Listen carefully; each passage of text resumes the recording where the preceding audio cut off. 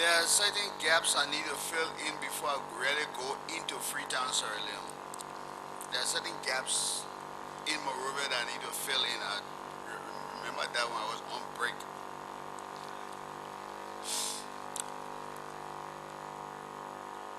I received a call during the war before we went to Sierra Leone. I received a call from the Chief of Staff, General Henry Duba. He called me into the Ministry of Defense.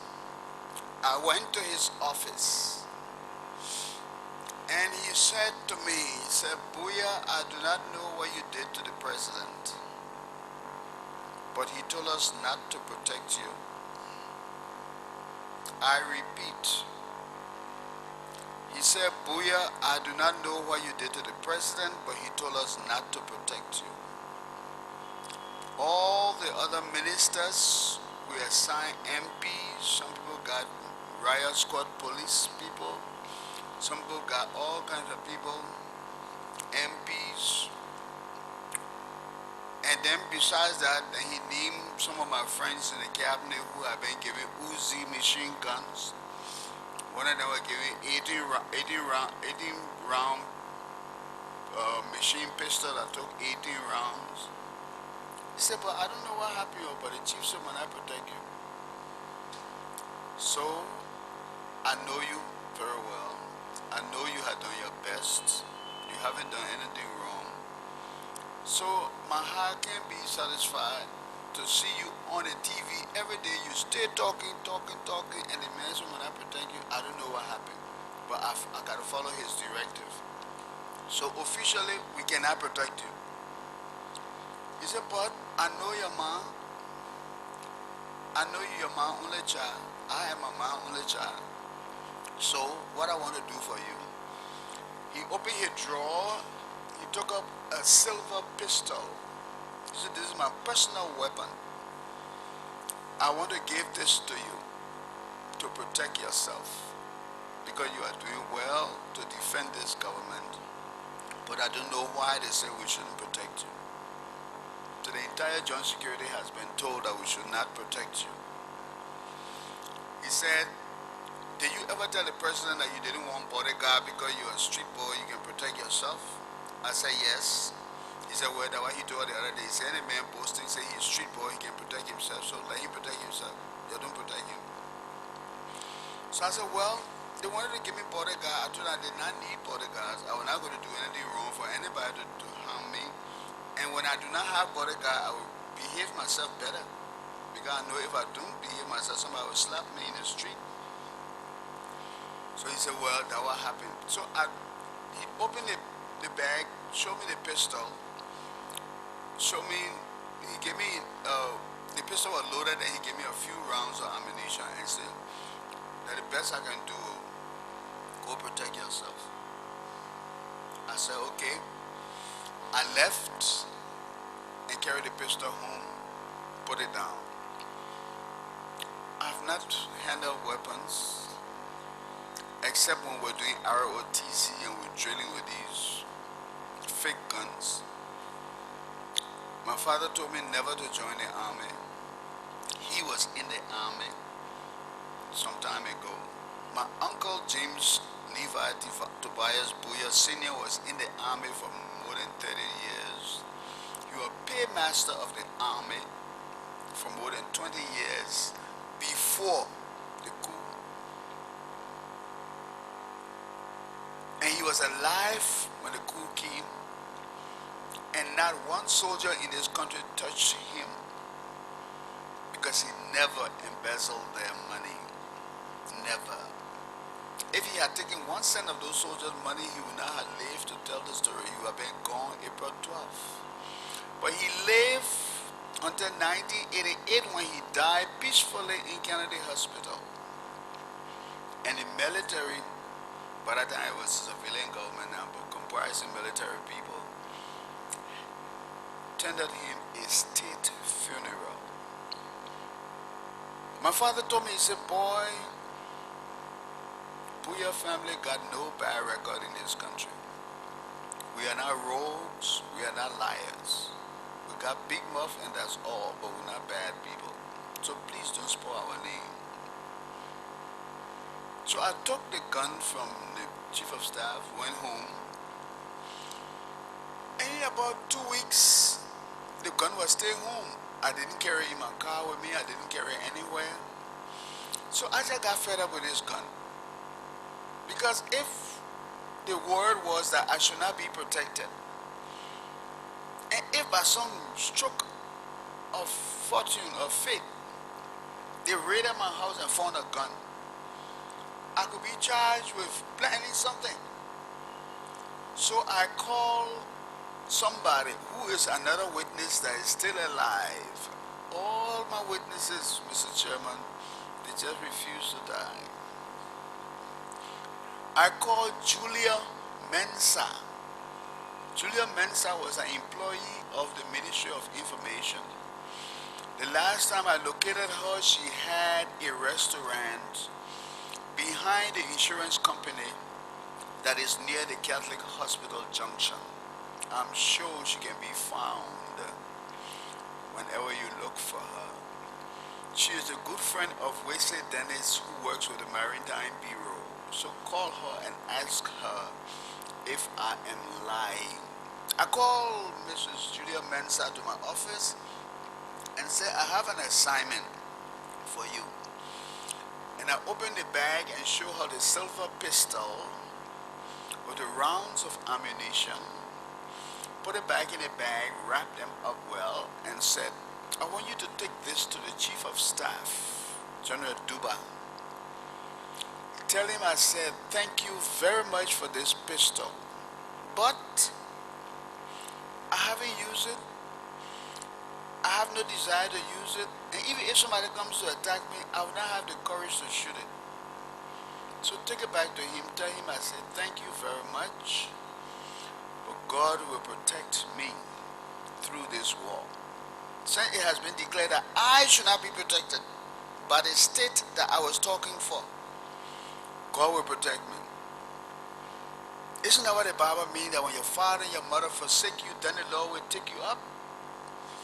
When your father and your mother forsake you, the Lord will take you up. So I was glad the state declared that I shouldn't be protected. So what do you think God will do to a child whose birth he is foretold? What do you think he will do? Sit down in heaven and allow all kind of foolishness to happen on earth? No, he gave us in your child who want me to bear me, also I do not dash my foot against stones. So I sent the gun back. And Julia Mensa took it back to General Duba. General Duba is here. Ask him. If all these things I'm saying, I'm just talking you to be a big star, go ask him. Right after that, I left for Freetown, Sierra Leone. The conference started in the United States Information Center or Service in Freetown, Sierra Leone. Presided over by the Council of Churches, the Interfaith Mediation Committee. Both sides, the MPFL and the government of Liberia, talked about the conditions under which we could have a ceasefire. The MPFL people said that there will be no ceasefire until President Doe left, at least until he left the mansion and gave up the presidency. They will have no ceasefire. And we pleaded with them and they said, no, your man there, we know him. So we said, ceasefire, you're going to bring in more guns to come and destroy us. So we'll not have a ceasefire.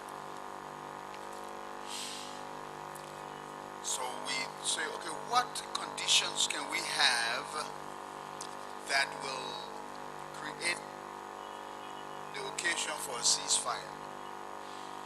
They proposed that President Doe should step down, hand over to somebody in the armed forces of Liberia who they already had earmarked and who will turn over to the Speaker of the House,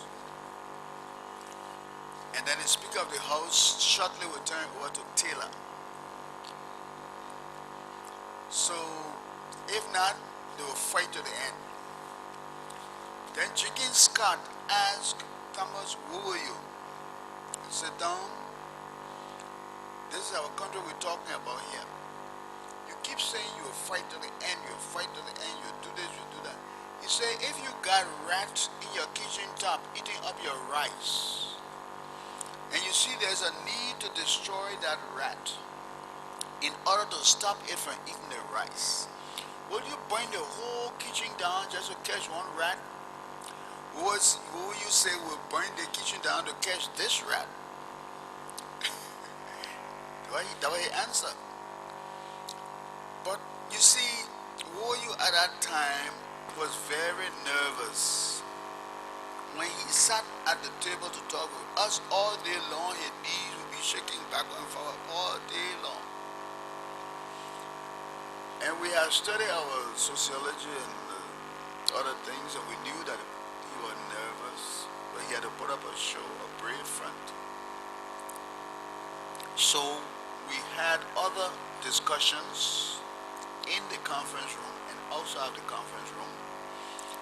And the end of those discussions were that we should come to President Doe and they should go to the Chairman Taylor or the President Taylor at that time and tell them what was obtaining in the meeting. Before we left, Mr. Doki, Samuel Doki, said he made only one wish, that we should tell Doe something for him. And he said, tell Doe that I am Samuel Doe and he is Samuel, I'm Samuel Doki and he is Samuel Doe. Tell him when the coup occurred, we were best of friends. Tell him I am the one who went around with him and taking him to my girlfriend's place and she cooking food and we were eating together and sleeping together. Tell him that.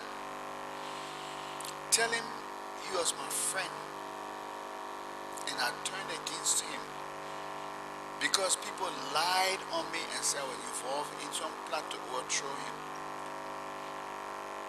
I was in the hospital. I had undergone surgery for piles. They had just treated me, the wounds were there, I had not healed, I was on the bed with tubes in me. And those sent the soldiers to arrest me on my hospital bed. He said, tell him that's why I turned against him. And I will fight him to the end. He said, I just want to warn all of you who came to talk for Doe, that Doe doesn't care about you. He said, right now, as you are talking to us, we are monitoring the movement of arms from Monrovia to Tucson, where he is stockpiling the arms, so that in case of anything, you will fly from Tucson to Tucson and fight from there. And where will your counters be? So when you meet him, tell him what I say. So all of us came to Monrovia under consultation. Changaba, Jenkins Scott, Dr. Tape, everybody we came. Went to the mansion, met with Doe. And they told him all about what was going on in the negotiation and everything. And because I was not a chairperson, I was sitting down listening to how the conversation would end, and it looked like nobody remembered what Doki said. Either they didn't remember or nobody wanted to say what Doki said. So I said, Mr. President, before we leave, I got something to tell you. You know, my big mouth open again. He said, what's that? I said, Samuel Doki gave us a message for you. He said, I said, Samuel Doki said when the coup came, you were good friends. He said, yes. That you used to hang out, drink together, go to his girlfriend's place, cook food, sleep together, everything. He said, yes. Samuel Doki told me to tell you that he's fighting you today because you follow the lies of people who say he wanted to overthrow you. And you arrested him on his hospital bed right after he took surgery for bowels and put him in jail when he had not even healed. He said, that's why he's fighting you. And he'll fight you to the end. And he just looked at me. And I said, he told us something else. And he said, what's that? Samuel Doki told us that while we are here negotiating for you, you are flying guns to Tucson to fortify your own place while our various counties are left vulnerable to the rebels. Then Red he said, Bowier, what do you want me to do? Huh? What do you want me to do? That your bastard put the people key to kill? And that what crime put the key to kill? What do you want me to do? So the meeting ended. Meeting ended. So what Doki said was true based on his reaction. I'm saying this to just tell you that some of us were fighting from within, trying to bring sanity to this thing. People outside who didn't know, when I blast inside and do everything, I come outside, and the press come to me, will Doe resign? Will Doe resign? And I remember I used to tell them, I have been authorized to advise that President Doe will not resign. But by that time, I'm feeling blasting inside. But my job as a damage control person is to tell you that Doe will not resign. Why? Because he said he will not resign. I don't have to tell you I just got through blasting him. That's not my job. My job is to tell you I've been authorized to advise that Doe will not resign. Whatever blasting I did inside is the inside job. And that's what ministers should learn to do. If you got something to tell the president to her face. When you come outside, you close rank and protect the system. It is done all over the world. So we're in Freetown, sir. The religious leaders try to talk us into making peace and doing this and doing that. We started June 10. By June 16,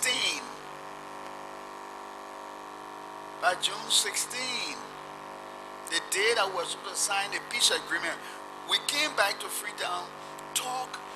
People were crying on all sides, and they brought in Mr. Dr.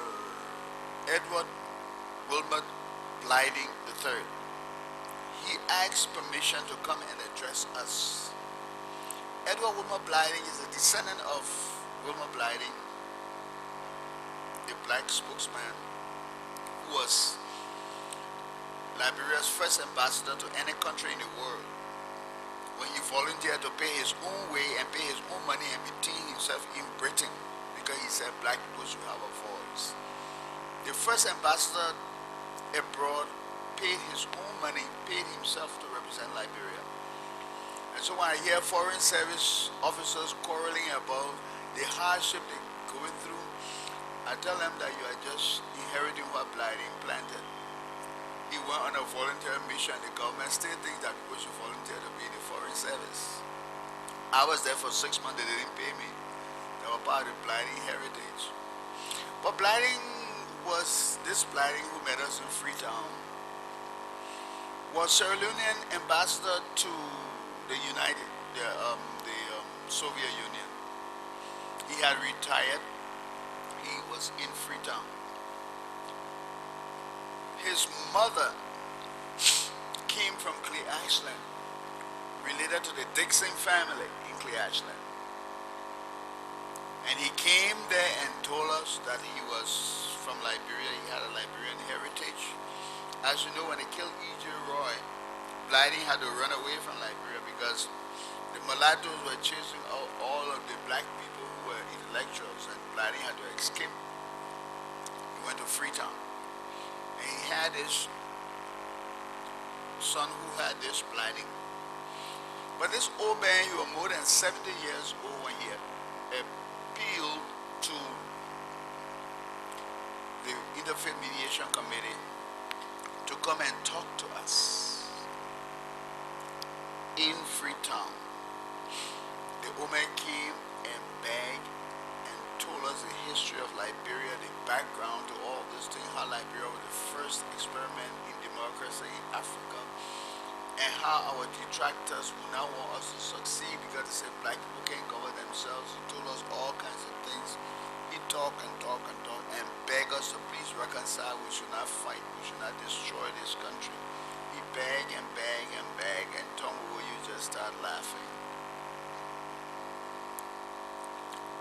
The woman talked and talked and talked and talked and talked until they had to come and say, it's time for him to go.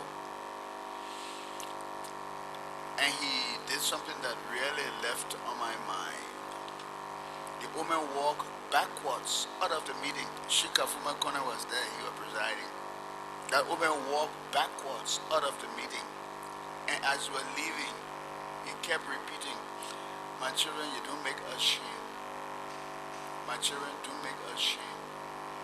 My children, don't make us shame as you are going. That's how he went and the door closed.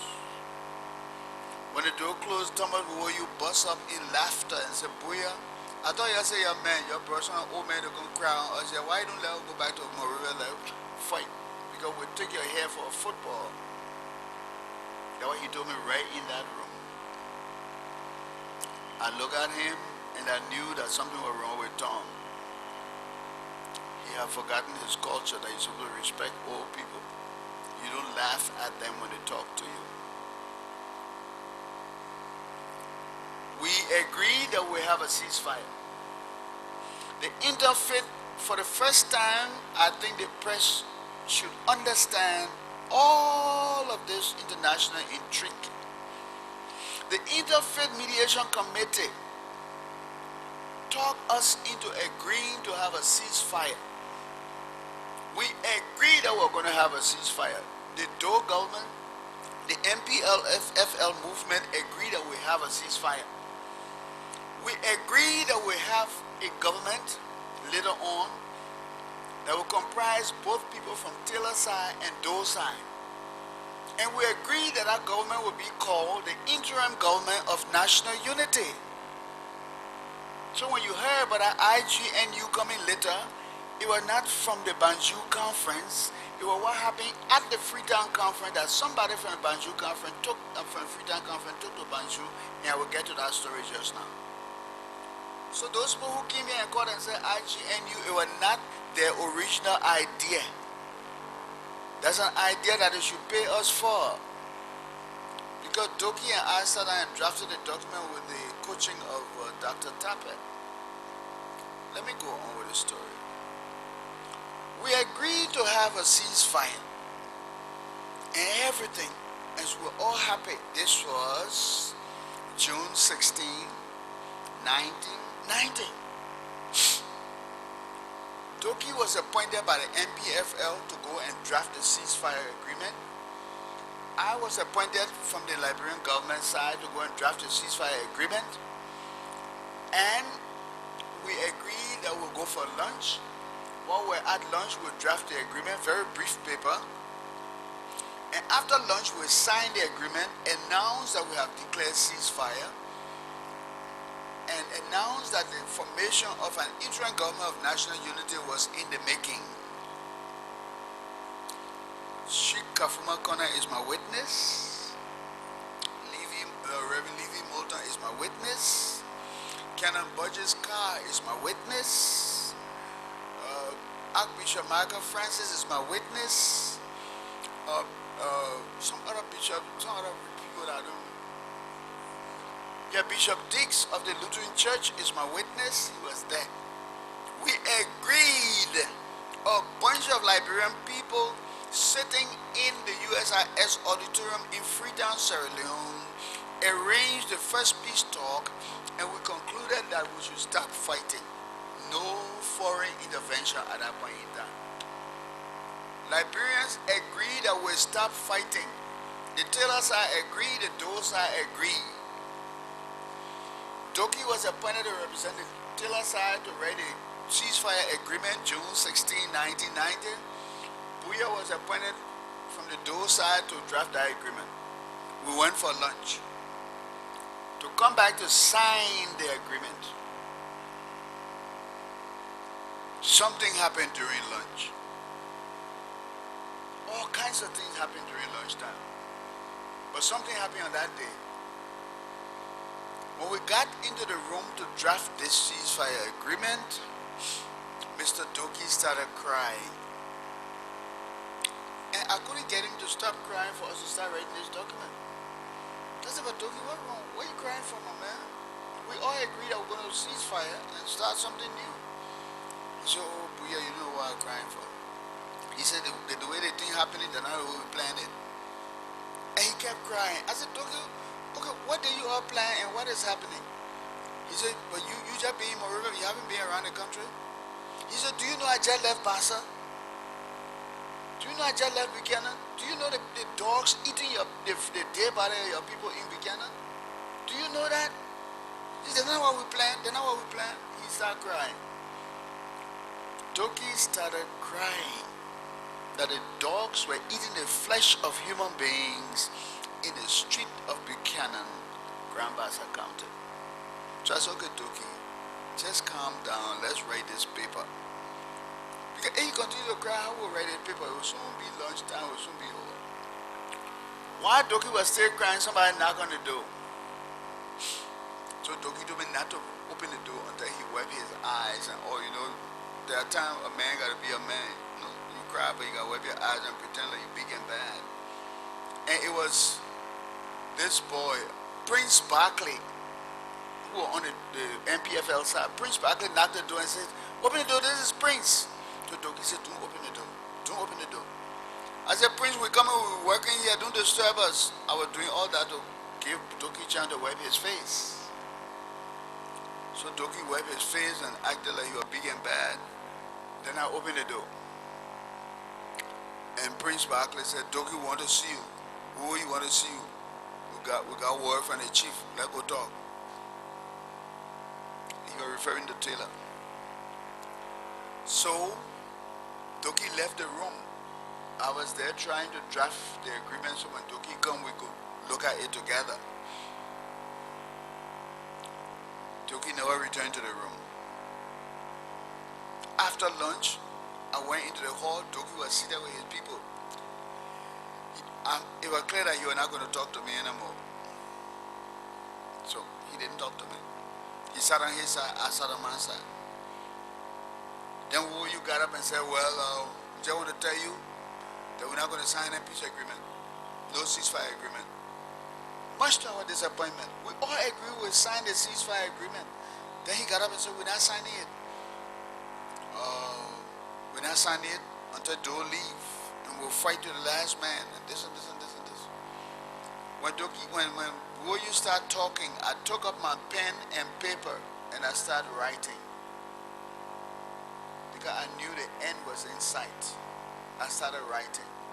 When I got through writing, I called somebody from USIS, a Sierra Leonean lady working there, and I gave it to her. I said, please photocopy this, make enough copies for everybody here. She brought it, and I just circulated it among all the people. But let me tell you, when we left, back up, because there's a gap in the story. Why the way you act the way he acted? When we agreed to have the ceasefire and Doki was appointed to represent his side, I was appointed to represent my side.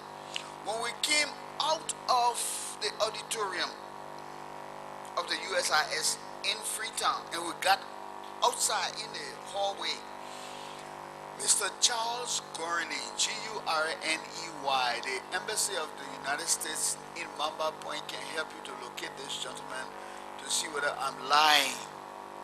Charles Gurney, he was the political officer at the Embassy of Liberia, of the United States in Liberia. He followed us to Freetown, Sierra Leone.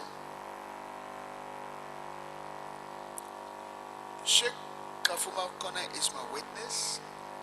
Margaret Francis, my witness. Bishop Dix was there. Moulton was there. Burgess Carr was there. All these people were there. Jenkins Scott was there. Everybody. Soon we came out of the hall. This official of the U.S. Embassy ran to Tom Bowier. He said, Tom, what's the deal? Tom Bowier said, well, we have decided we're going to have a ceasefire because, we need to provide a corridor for the Red Cross and other people to go and tend to our people. We are all the same. We tired killing our people. It's time for us to reconcile and build our country. He was very stunned. This U.S. Embassy official was very stunned, surprised, disgusted, angry. He said, Tom, do you know what you are doing? Do you know what you are doing? You don't have to negotiate with these people, and you're referring to the government delegation. You don't have to negotiate with these people. You have the military advantage. What are you doing, Tom? What are you doing? You have the military advantage. It was not a secret talk. He was shouting. Sheikh Kafuma Kone is on this commission, and he was present. You have the military advantage. You don't have to negotiate with these people. A bunch of Liberians agree that we'll stop killing our people, we'll go and negotiate and solve our problems. But we're told by powerful, invisible people that one side had a military advantage. In America, we're told that one side had bought superior weapons and they had the upper hand. And 1/4 of our population will be wiped away. In Freetown, they were told they had a military advantage. So it was not surprising that Prince Barclay of the MPFL came and took Doki out of that room while we were drafting the peace agreement June 16, 1990. Why am I telling you these things?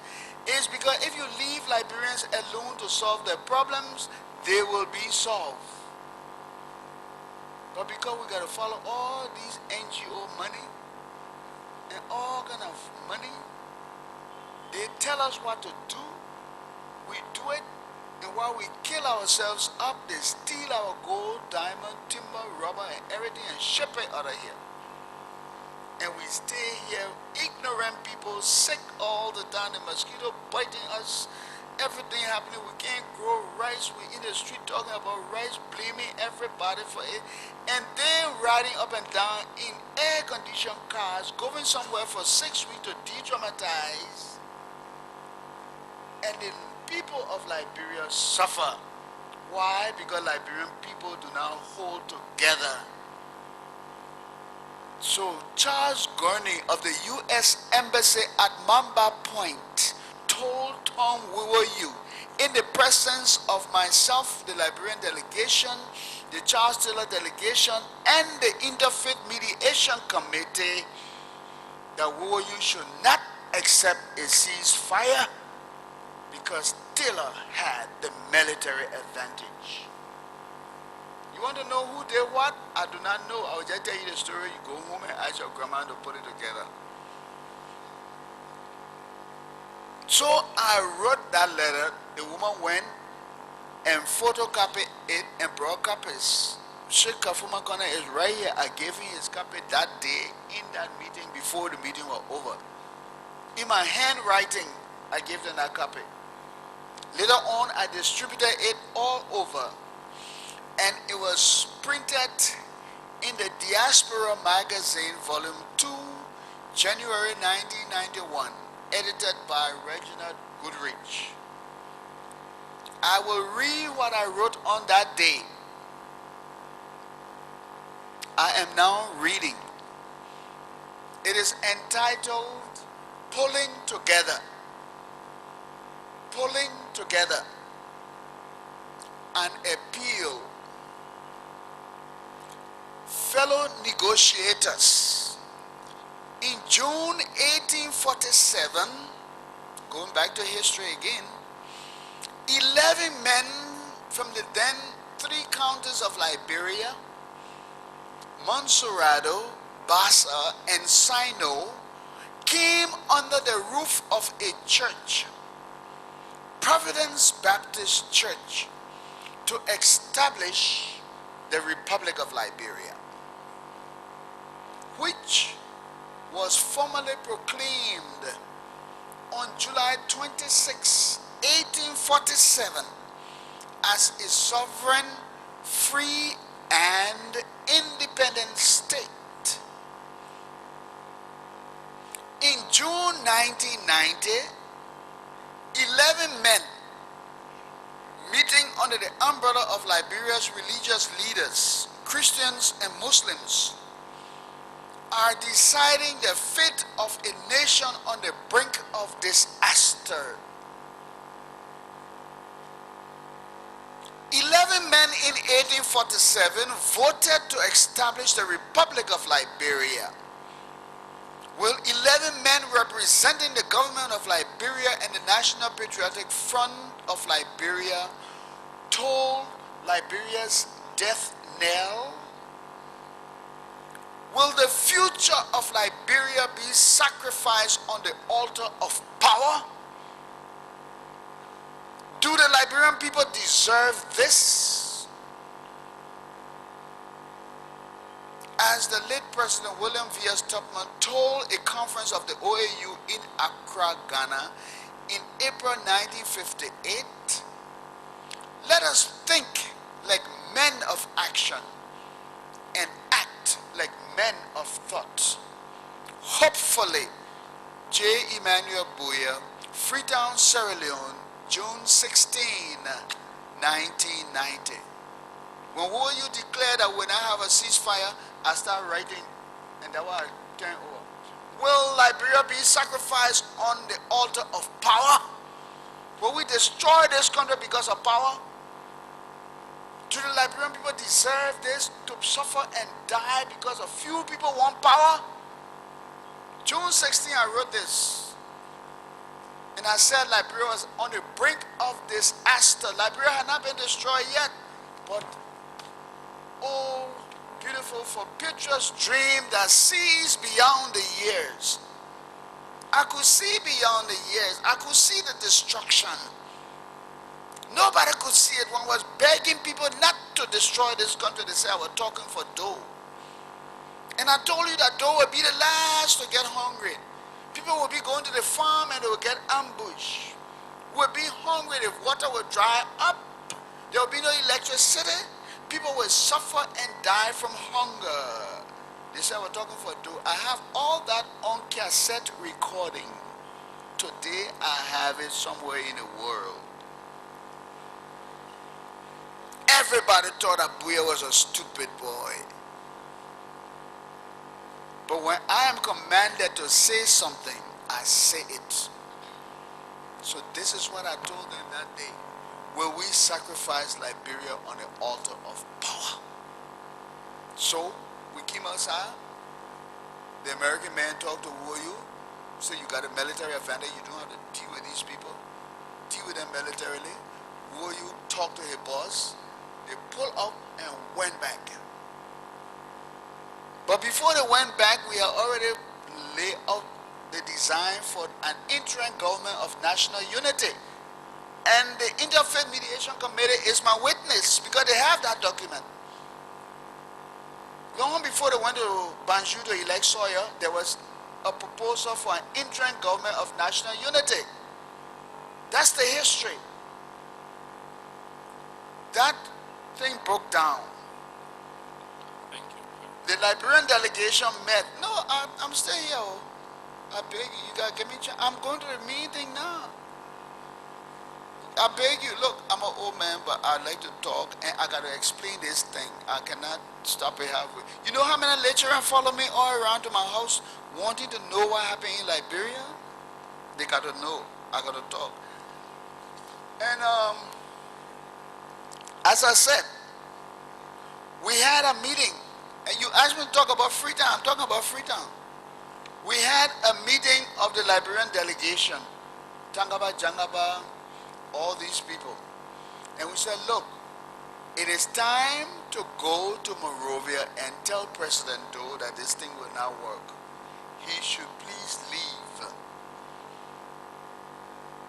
We had that meeting because Abbas Bundu, the Secretary General of the ECOWAS at that time, came to us and told us that President Babangida has sent him to Liberia to negotiate with Doe about how to help stop the war.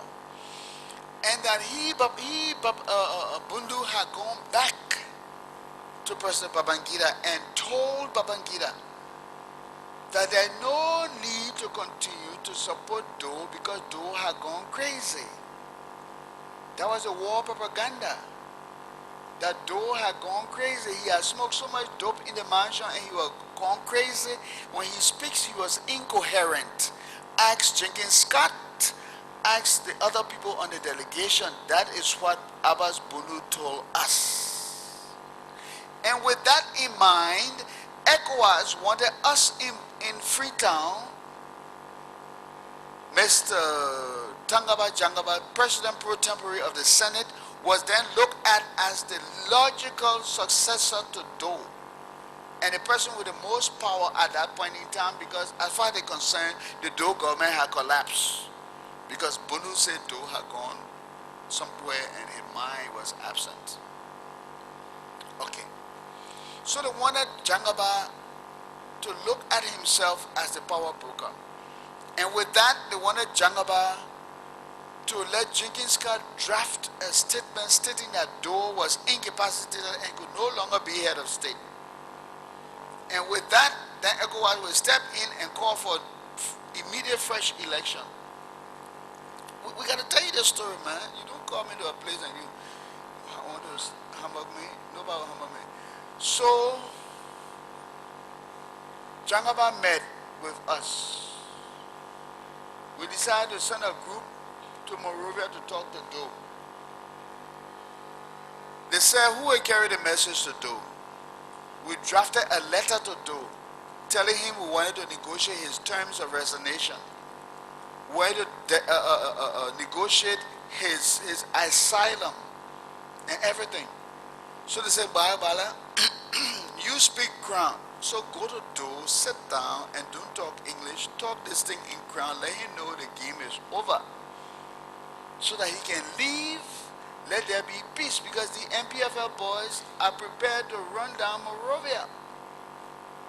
Bala said, yes, I would love to go. But you all remember when Oscar Kuya and I told Doe to let us follow some constitutional thing in order to bring this whole crisis to an end, Doe got vexed with us and he told me and Oscar never to go to the mansion unless he invites us there.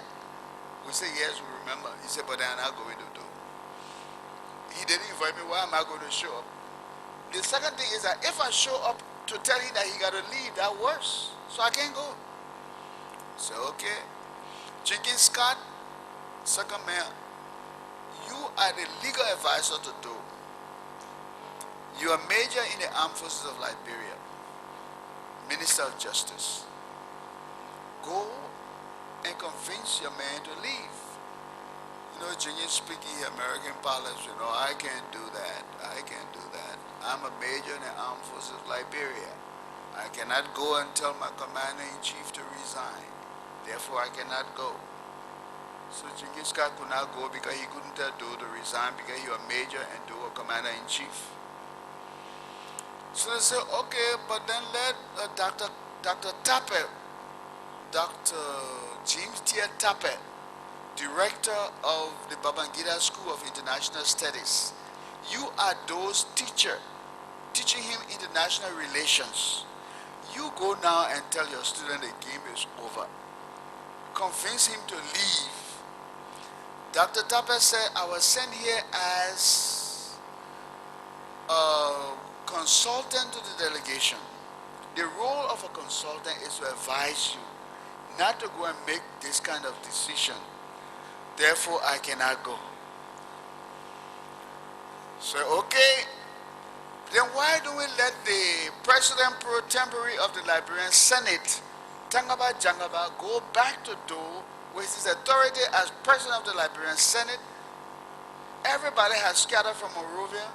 He still has this authority to go to Doe and talk to him that the legislature now like calling on the president to resign. So Jangaba, you go. Jangaba said, no, he can't go. So why? He said because ECOWAS is here negotiating, the Interfaith Committee is here, and all these people are coming around. He, as head of the delegation, has to be there to negotiate with these people. Then Jangaba said, but why Puya can't go? Then I said, why should I go? He said, but Puya, you always telling the people what those say. So now time for you to go tell do what the people say. So you are going to Monrovia. I said, okay, I'm going. I mean, I was not scared. I don't know why I didn't get scared, but I just said, okay, I'll go. Prepare the letter, I'll go. So they prepared the letter that those should give us the authority to negotiate his resignation and all of that. While we're talking, we receive word from the Guinean embassy that the Guinean ambassador wanted to see the delegation urgently. Now I want you to listen to this keenly, because some people came and said, well, we brought the Guineans, for April 14, I will go to that one later on. But some people wanted to say that they brought a Guinean troop here during they negotiated for some Guinean troop. But the Guinean ambassador called upon Jangaba and ourselves and said, I have a message from my president, the same president that now contact. He wants to come and help the government to put down this rebellion, to stop this war. He is aware that there is a treaty between Guinea and Liberia, a mutual defense treaty or pact. And this pact can be invoked by any side, but it has to be the side that is at a disadvantage. So since Liberia is experiencing war, the Guinean president will be happy if the Liberian government will invoke this treaty so that Guinean soldiers will come and intervene. And he told us, we have 5,000 troops ready to land at Sprixby Field today. That was June 1990. The only thing we want is a request from President Doe, formal request from President Doe. But my president will have me inform you that the ambassador to Guinea, who is currently in Liberia, not once currently, I mean June 1990, okay? The ambassador of Guinea in Liberia, June 1990, is not from the same tribe as the president of Guinea. And we have suspected that he has been involved in all kinds of things that are not in the best interest of the president of Guinea.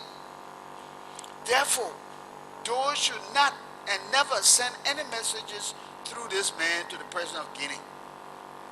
So this request for the 5,000 troops to land at Sprixby Field any hour after we receive the request should be sent through the embassy in Sierra Leone and not the embassy in Liberia. Is that clear? We told him, yes, it's clear.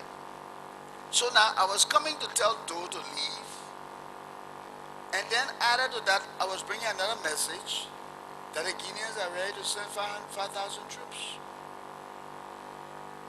and land them at Sprixby Field. I arrived in Monrovia. It was about June 26 or June 25, one of those days. When I was leaving, I left the white Mercedes-Benz car I was riding at the airfield in Cinco, Sprixby Airfield. Carry my keys with me, because when I arrived, I didn't want to be looking for a driver. I simply wanted to rush back to the airfield and leave in case of anything. Always see beyond the years. Do not just plan for today. Look at day after tomorrow. I arrived at the airport, put my keys in the car, warmed it up, and I drove from Sprixby Field in Cinco to the executive mansion. That was the same time that Charles Taylor troops took over Painesville. There was now one car that passed by me on the road, from Sprixby Field to the executive mansion. I brought my glass down. I didn't want any air conditioner. I wanted to experience what was happening. I wanted to hear the talk in the street. People were yelling at me, "You stupid, and where you going? You stupid, why you didn't stay? Where you come by here for?" I didn't know what they were talking about. I didn't stop to ask them. I drove straight to the mansion to see Doe. June 1990.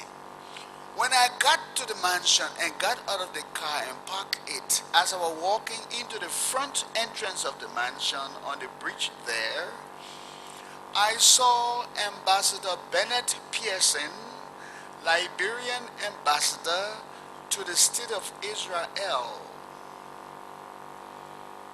And we had a nickname, we called each other the Heat, because of John Scotland's newspaper headline that used to say the heat is on. So when something tough is going on, we say the heat is on, the heat is on. So Pearson, I saw him, he said the heat, I said the heat. Then he told me, he said the real heat is on now. I said yes. He said, Ambassador Pearson said, what are you doing here? I said, but what are you doing here? He said, the Israelis sent me to tell Doe, to give Doe a code. I'm supposed to explain this code to Doe for 3 days. If he does not agree to the code or he does not understand the code, I'm supposed to leave and everything will be over. I said, really? He said, yeah. I said, by the same message I brought, ECOWAS has given up on him. As far as Babangida is concerned, Doe has gone crazy because of the news they carried to him.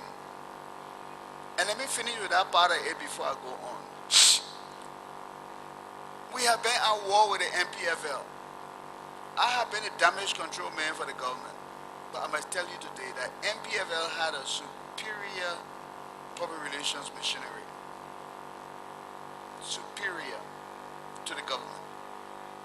Because they work together, they pool their resources, and they were not fragmented like us. They're taking $1 million and giving it to 2 persons to go and run public relations and leaving your information ministry. So Taylor had the upper hand. He sent his agents into Freetown, Sierra Leone. Waldron Greaves and the Mirai brothers went into Freetown, Sierra Leone. And Waldron Greaves was the one who explained the story to me. He gave me, he said, Bowier, I said, yeah. He said, we're going to beat your man, we're going to whip his butt. I said, what do you mean by that? He said, oh man, sit down here. He said, you see Abba Bunu? I said, yeah. The Secretary General of the ECOWAS? I said, yeah. He said, our drinking buddy. He said, we came here with cash. He said, look at here, the people want to put you out of the hotel, you ain't got money to pay hotel. He said, we came here with cash. We have paid Abba Bunu's 3 years in advance to rent his house in a compound where he lived. As a result of that, every evening we sit in the yard and we sit together here, our drinking buddy. Anything we tell you, you will do it. And he said, you know what happened? I said, no. He said, you didn't know that Bundu told Babangida that Doe gone crazy? I believe him because Bundu told us that Doe was gone crazy. So, those guys convinced the ECOWAS people, and the whole deck was stacked against Doe. The MPFL had a superior coordinated public relations machinery. So, I told Pearson that I had come with a letter from the group signed by everybody in the group, and I have that letter today somewhere on earth, secured. You can come and break into my place. It's not there. You will not find it. My children will get it later on if I do not be there to see it. And that letter said to Doe that it was time for him to leave, and that they had sent me to get information from him to negotiate his term of departure, his asylum, etc., etc., because Bundu had told us that Doe agreed to leave.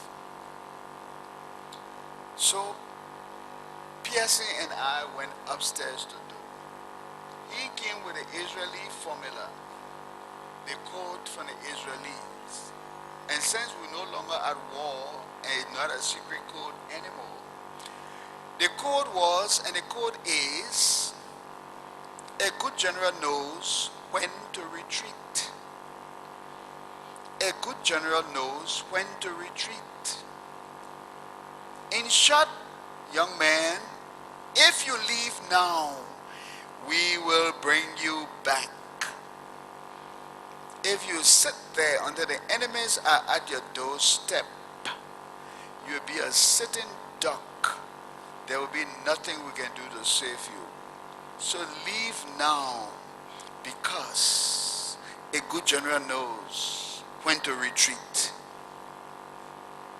I'm giving you all this so you can see what the situation we're in. We say we're fighting war. The chief of staff already said the army can't win a war.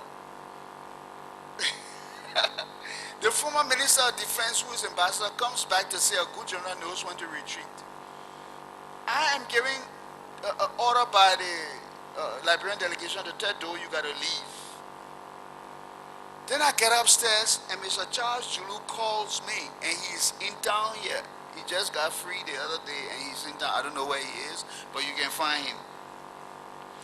Mr. Charles Julu, the commander of the mansion guard who had been sent to the front, called me in a small room next to the Minister of State office. We usually call that the confessional room. You know, when you go to the church, you go in a small room where you confess to the priest. So we usually say that people come there, you carry the minister of state in there and you talk to him. We call it the confessional room. So General Charles Julu took me into the confessional room and he said, Bowier, I said, yeah. He said, you got to talk to the chief. Now everybody wants Bowier to talk to the chief. Bowier, you got to talk to the chief. I said, what happened? He said, the war not going right. He said, look, my daughter in Boston, every day she calling me crying. The people harassing her because I'm in a war. I participated in a war. The chief taking the money and giving it to all kind of foolish people. They come and say they kill rebel, he just gave them money. They war, how will we win a war and not coordinated? Everybody doing something. The chief want to be commander on the field when he in the house. So you gotta go talk to the chief. Charles Julu told me that. Charles Julu is still alive. All my witnesses are alive.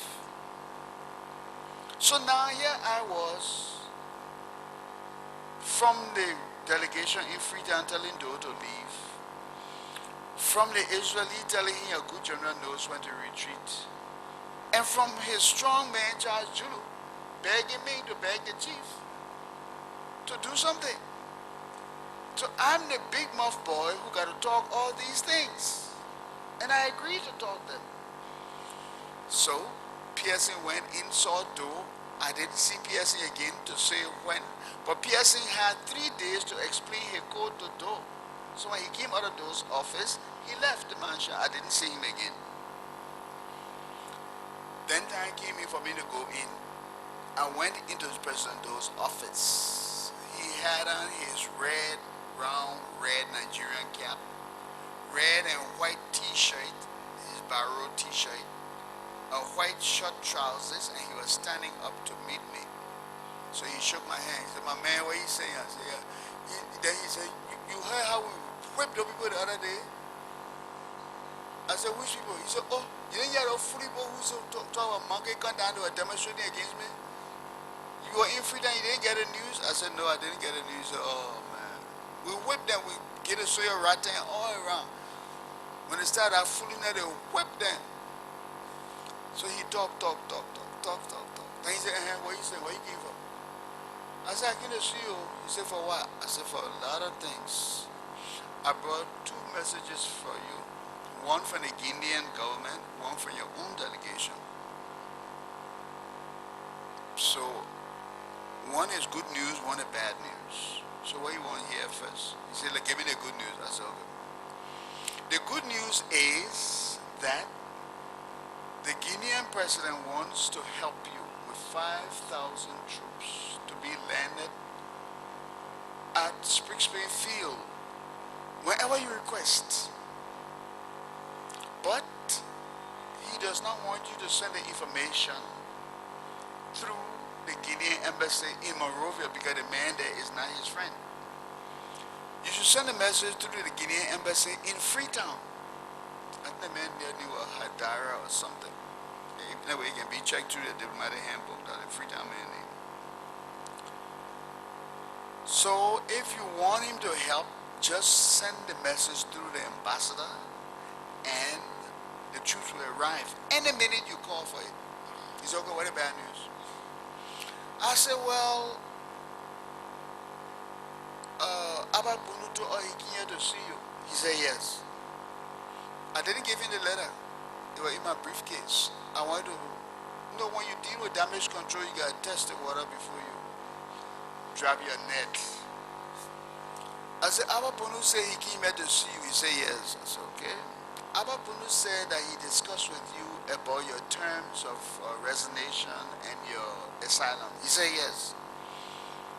And that you have been discussing with the president in Nigeria and things were all right and you were going to go into exile. He said, yes.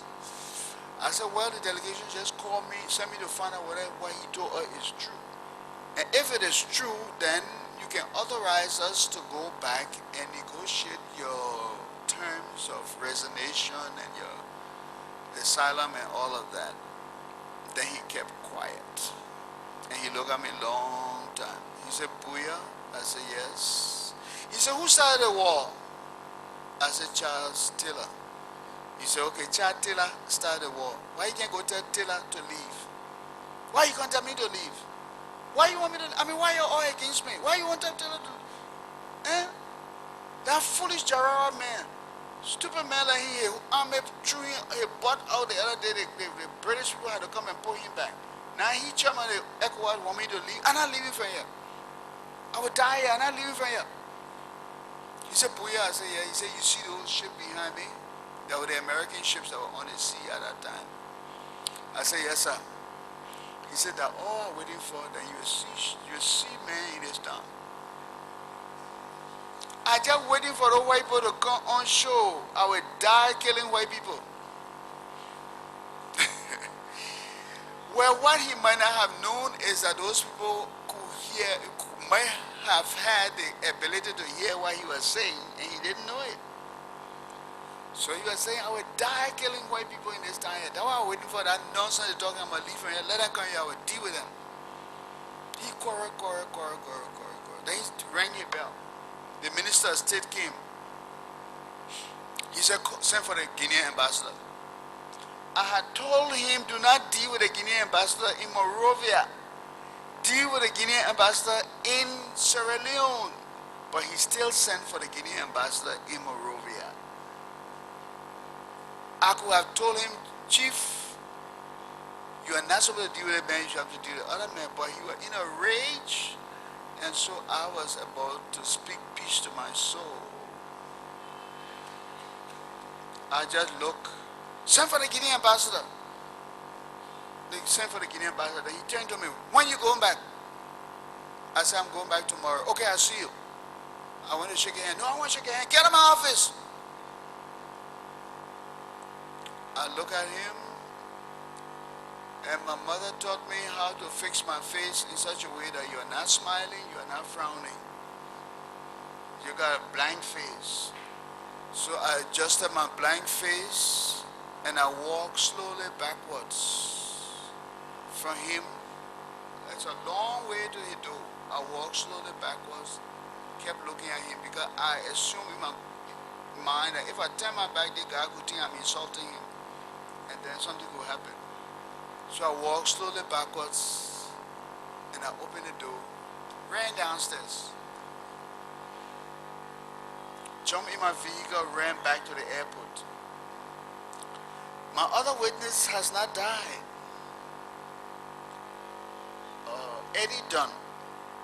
Eddie Dunn, who is chief of protocol at the mansion, at the mansion or State Department, one of the two. Anyway, Eddie Dunn is a protocol man. He's not dead. He's here. When I ran back to the airport, Eddie Dunn was then in charge of the airlines that was supposed to take me back. And it was owned by Gus Covenhoven, who owned at that time Hotel Africa. He didn't own it, he was leasing it, but he behaved like he owned it, and the Liberian people assumed that it was for him. No, Liberian will always behave that way. We make something, we give it to somebody to run, then we all say, oh, that Gus Hotel. So Gus had the planes and Eddie Dunn were operating the planes. By the time I got to the airport, Eddie Dunn called me and said, let's go into my office, I got to talk with you. We went to the office on people there, he said, let's go outside. So when outside, we stood up in the open air. He said, my man, I don't know what he did to the mansion, I don't know what he did. But the president sent word here, we should let the plane go, he wants to see you tonight. I said, Eddie, what you say? He said, the president sent word here, we should let the plane go, he wants to see you tonight. We should then let the plane go and you should miss the flight, he wants to see you tonight. I said, what? I said, Eddie, I don't want to see him. So Eddie said, well, the only reason why the plane not gone is because Ben Parson went to town to get something. He should have come. And if he had come, the plane was going to leave here because of the order. I said, Eddie, I beg you, don't do that to me. Please help me. He said, okay, Bowier, how can I help you? The only thing I can tell you is when Ben Parson comes, we'll all walk to the plane. If nothing happens, you get inside, we'll all fly out. But there's no way I can protect you. I said, okay. I start walking up and down. Walking up and down. Then a special security officer came down from the tower at the airport at Spring Field. He saluted me. I saluted him back.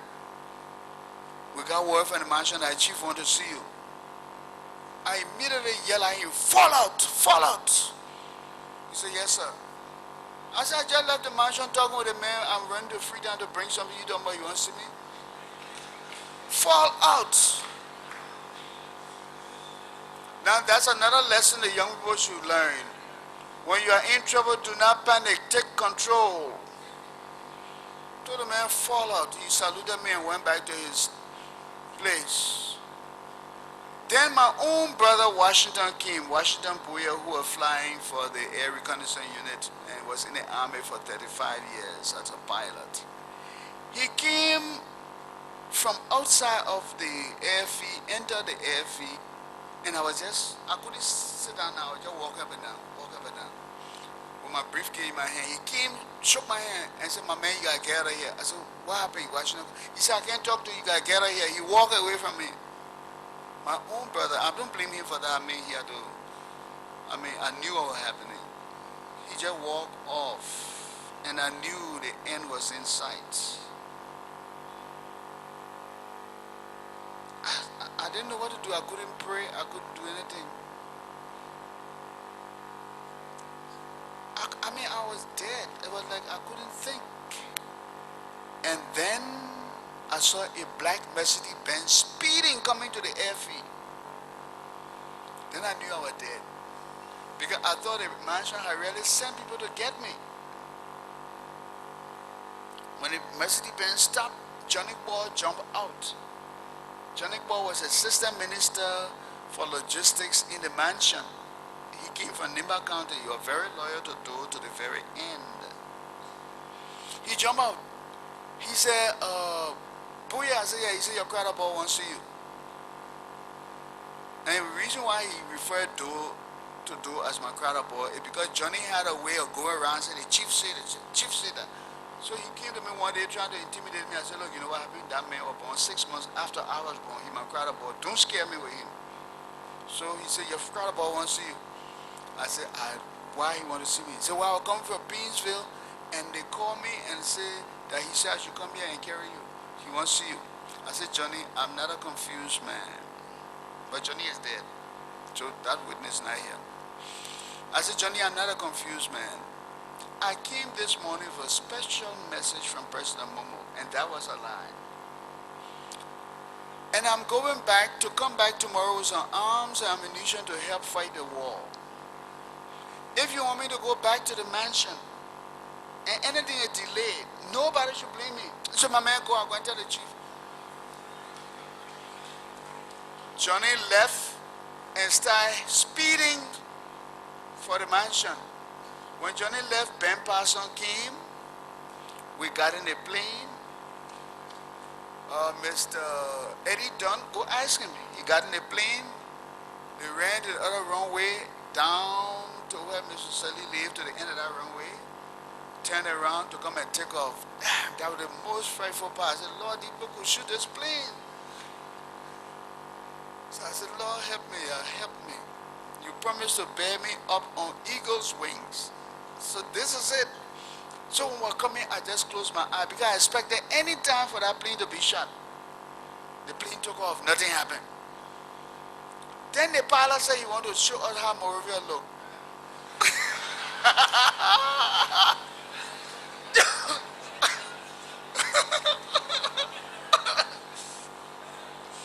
I told Eddie, I said, Eddie, we flew over parts of Oro and all like that. We saw how all the streets are empty.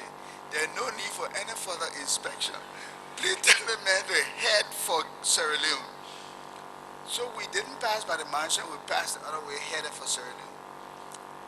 I did not know what was happening in Monrovia when I left. So I went to Freetown, Sierra Leone, and informed the delegation, including Jigiska, Tangaba, Jangaba, Dr. Tape, all of them. They called me to a meeting. I told them how I narrowly escaped. Then Jigiska said, oh, but my man, I thought you knew better. I said, what you said you know your boss, man? You think why I didn't go? I mean, the man allowed me to leave and come to bring the message. When I go back, I return back. Then he tell me I should have known better. He said, oh, you think I know? You think I will go tell Dodo to resign? They all laugh. Then I realized that I could have died and that would have been fun. Liberian people never serious. You sent me on a mission, I came on a mission, and then you tell me I should have known better. So, I left the meeting, I didn't tell them anything. I went straight to my hotel room, called BBC, Focus on Africa. I said, Robin White? He said, yes. I said, this is Emmanuel Bowier, and I'm about to resign from the government. I'm about to ask the president to resign. Will you please record my last message to you? He said, okay, in a few minutes I'll get back to you. In a few minutes you call me, you say, everything ready for the recording. And I said, and the Liberian people are my witnesses, they can bear me out. On that day, I told the BBC that I am the Minister of Information. I called my name, and I said, I'm calling on the President of Liberia and Head of State, Samuel Kanyedo, to make the supreme political sacrifice by resigning to save Liberia from further destruction and to save his own life. It was on BBC. So I don't have to call one witness. The Republic of Liberia is my witness. BBC has the recording. Contact them. Bush House, London. That message went out in my delegation. They even know I had recorded it and they heard it on BBC. They came up where you said, I said, but what do you want me to do? And you said I should have known better. Now I'm out. You people stay by the delegation. You know, I mean, there were dangerous games being played. So, in a few hours' time, by that time, Minister Winston McLean was the acting Minister of State for Presidential Affairs because Minister Garth June had left. Minister Winston McLean lives down that street opposite that supermarket where they sell all the fruits. Benson Street, Benson, McLean Street, Newport Street area there. He lives upstairs opposite the supermarket. He's there now, or you might contact him. He will tell you. He was Minister of State for Presidential Affairs. In a few hours' time, he replied me on the BBC on the directive of President Doe. They branded me as a rebel sympathizer, a traitor, and that Doe will never succumb to anything like that. Doe will fight with valor unpretending, quoting, I think one of those They added the national anthem by the Lone Star, one of them. No, that Lone Star, the national anthem with Valor Unpretending. Until the last man.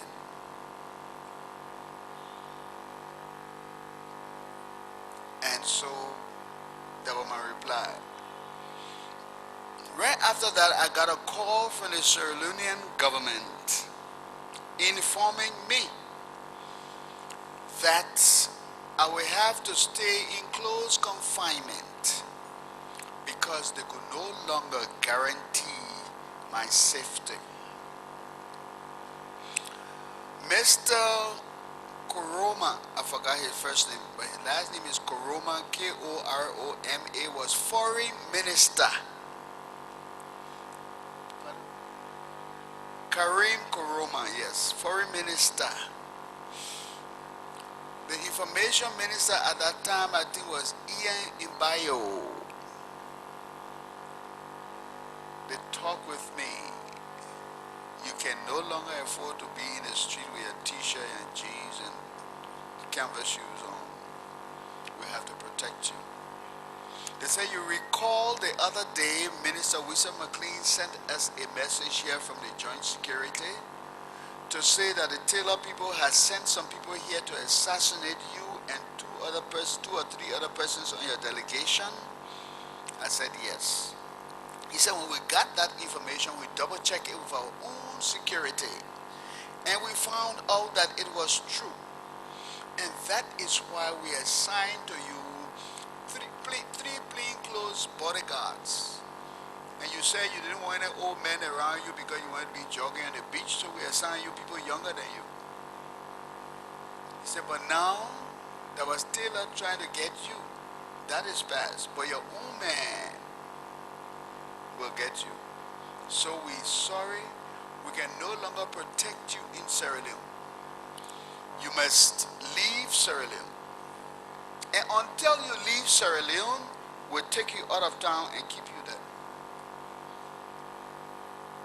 These people that came in, according to the Joint Security Report from Liberia and the Security Report from Sierra Leone, that came in to assassinate me. As I told you, there's a spiritual side to me. They say he will give his angel charge over thee. You will not dash your foot against stones. You will play with black snake and they will not bite you. Because I like to be down to earth and simple, I wore my jeans, t-shirt, and canvas shoes and went to the beach, Lumley Beach and all kind of beaches. And you know, by the time we had some money because we went on a delegation and our money was stronger than the money we made there. So we could afford to go and spread some money and make friends. So we went to a nightclub, and these people who were our hosts became so angry with us because our boys and girls had taken over Freetown. The people who lived there were no longer in charge. Our people took charge. Our women were driving the Mercedes-Benz of these diamond dealers in Freetown. And the Freetown TT got angry with them. Our men had money, and even though we were refugees, we wore the kind of gold chain that they couldn't wear when they were not refugees. So when we went around, people followed us and we spread table. One day, somebody came from Monrovia and greeted me and said, hello, Mr. Minister. I said, hello. Then one of the guys who were always drinking with me said, oh, you minister? And then the guy said, yeah, that told minister information.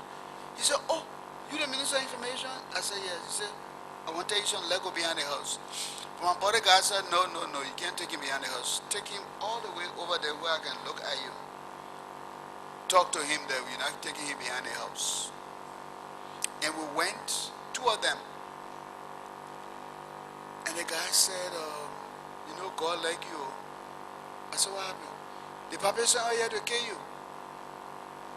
Now, I didn't know anything about papa. I said, what are you talking about? He said, tell us how he had to kill you. I said, really? What I did? He said, Taylor said when he go on BBC and talk, everybody hard lay down. So he finish, you go there, you thought they put high spot for him. So much you before we get though. I look at him long, I said, you sure Taylor want to kill me? He said, yeah.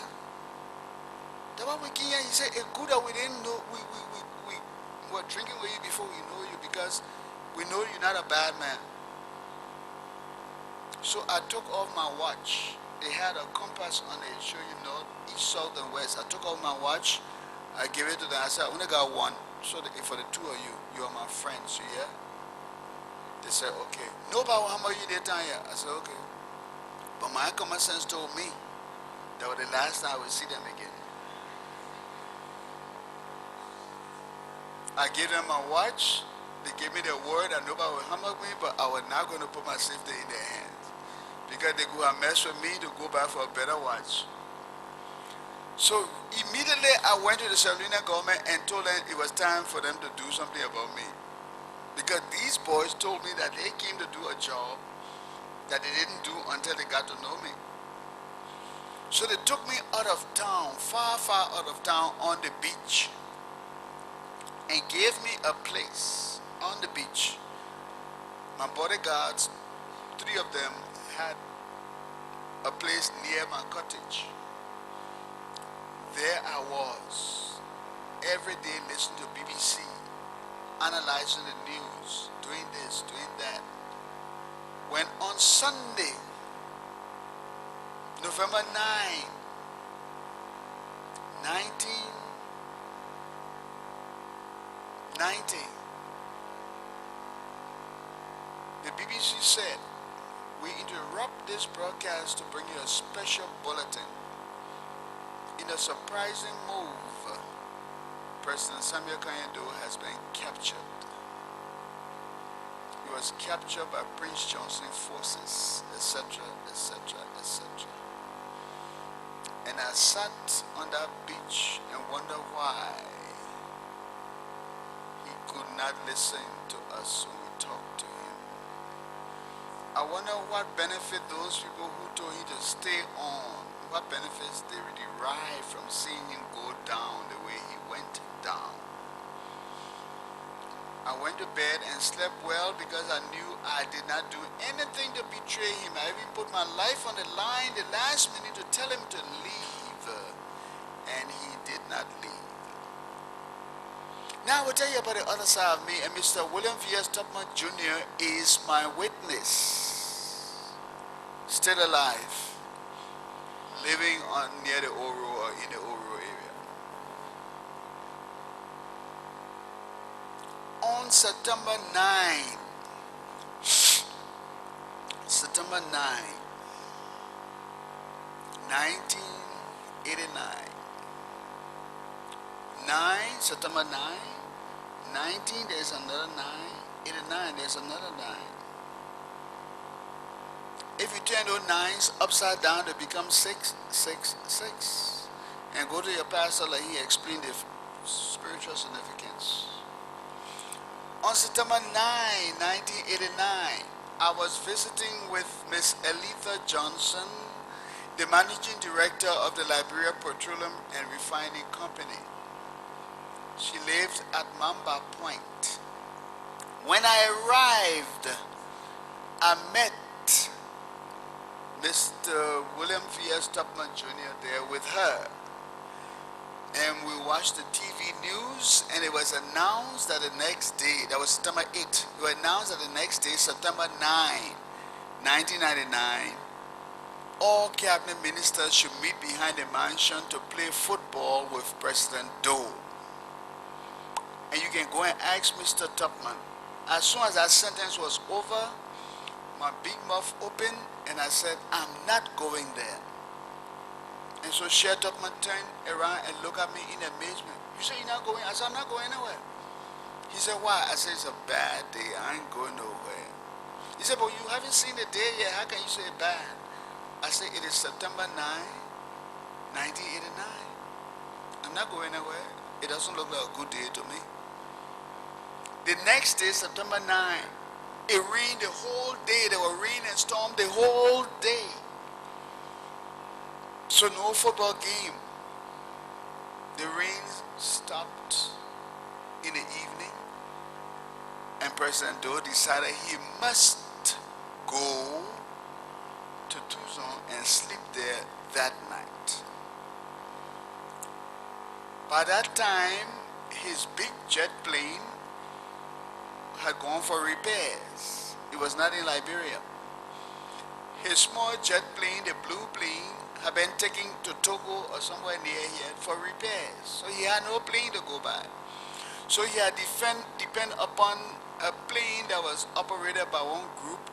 The plane was made in Russia. When it's in the air, it produced a lot of smoke. You would think you're using kerosene. So I was passing by the home of Mr. John Bear in the St. Clair area and going to visit Maurice Douglas, who lived behind John Bear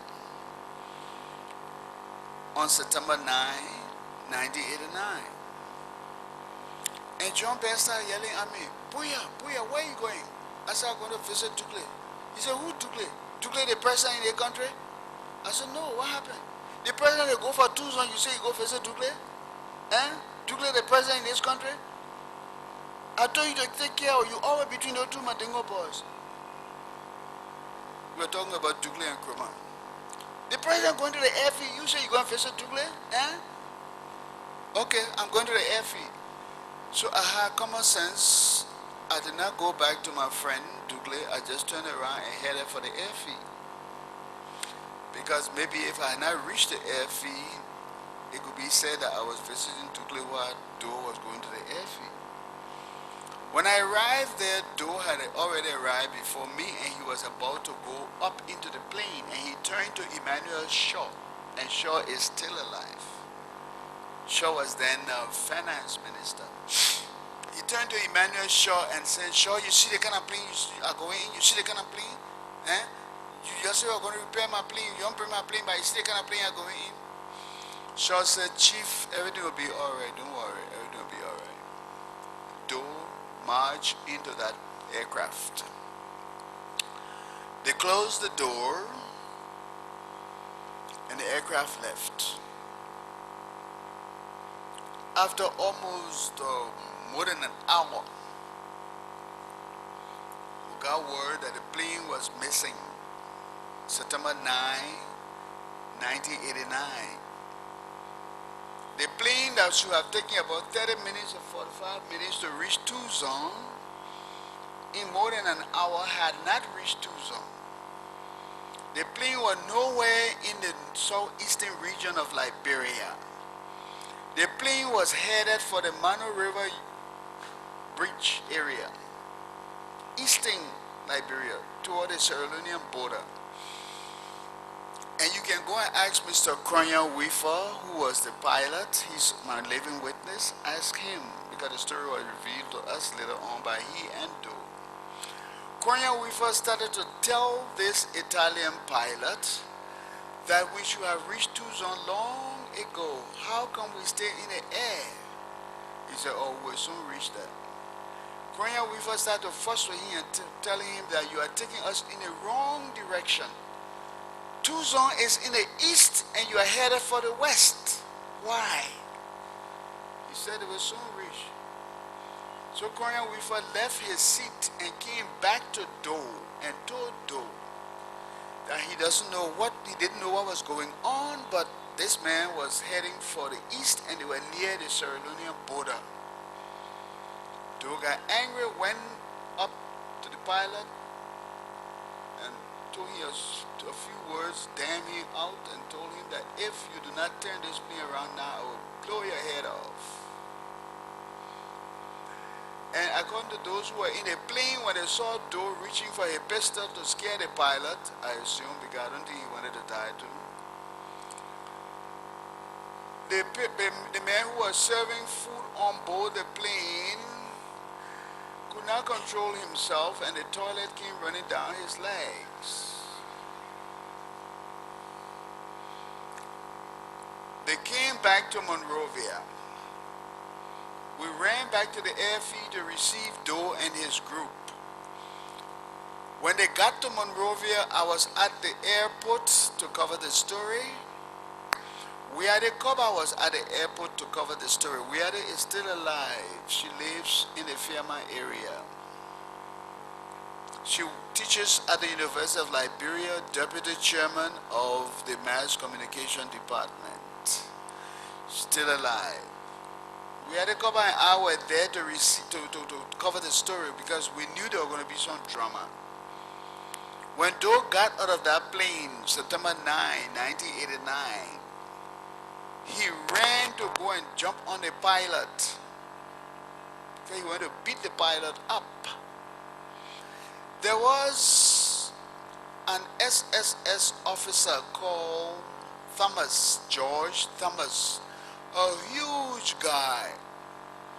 He simply opened the car door, grabbed Doe, pushed him in the car, slammed the door, and told the driver, move off. And the driver sped away to the mansion. Now that is the SSS that I know. The SSS that has complete control of the person of the president. The original SSS Act granted the SSS the power and the authority to remove the president from anywhere and set the president anywhere and lock the president anywhere to save the president. The president guy said, oh, I want to go, where are you going? That's the law. So George Thomas, knowing the law, because they were the original SSS people, just grabbed Doe and threw him in the car, slammed the door and said, move up. Weade was there. So they moved into the mansion. They grabbed that pilot. There was no investigation. They simply declared him persona non grata, and that's a big word for saying we don't want you in our country anymore. They deported him without any investigation. They were so vexed with him.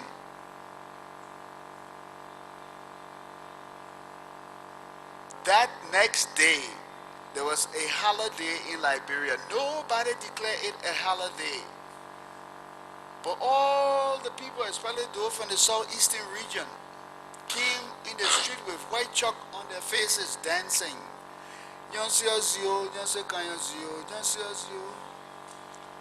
No one surpasses him. Thank you, Mr. Witness. I'm coming to the main point. Which one? I'm explaining to you what happened. Mr. Witness, I beg your your indulgence. Yeah, go on. Yeah, there will still be opportunity to connect and explain a lot, as you say, you know. But I'm linking 1989 with the Freeport 1990. I'm linking the two. Okay, that's clear. So could you let me make my link? Precisely. Thank you. That was September 9, 1989. 3 nines line up. I met Mr. Sher Tupman later on, and he said, Bowier, how did you know it was going to be a bad day? I said, well, I just felt that it was going to be a bad day because I really didn't know. I just felt that it was going to be a bad day. Let's go fast forward, since the chairman doesn't want me to explain much, to September 9, 1990. 1 year later, if anybody on the mansion staff had been thinking, they might have reminded the gentleman that today last year, that the day you almost died, they might have reminded him. I was in Freetown, Sierra Leone, when he got in his motorcade and rode to the Freeport, September 9, 1990. The next year, the same day and day, when 3 nines lined up, and he died. Mr. Chairman, let's go on. Say I can't talk anything else. Proceed with your questioning. I just want to tell you what September 9, 1989, when I felt that something bad was going to happen, it came September 9, 1990. That's all I want to say. Thank you. Thank you very much. Proceed. Commissioner Connell.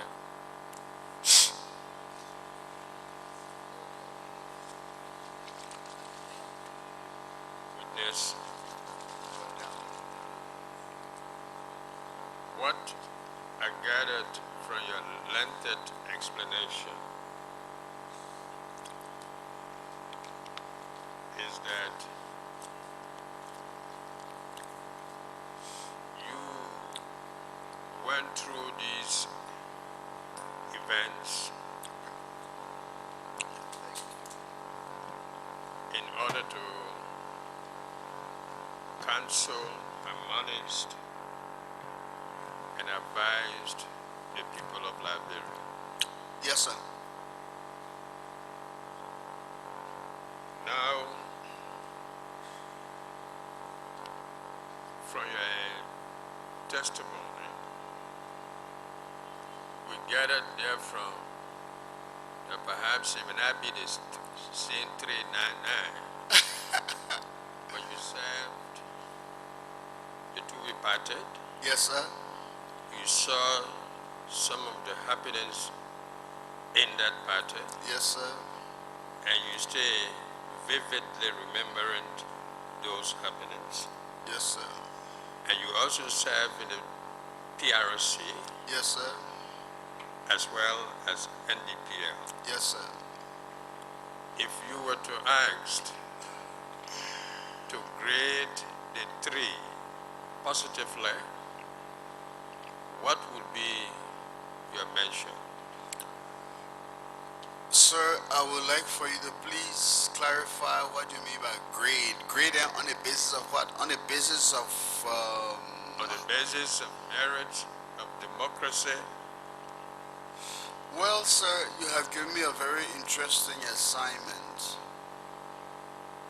It is difficult to compare the PRC, the People's Redemption Council, with the Talbot's government, because the Talbot government was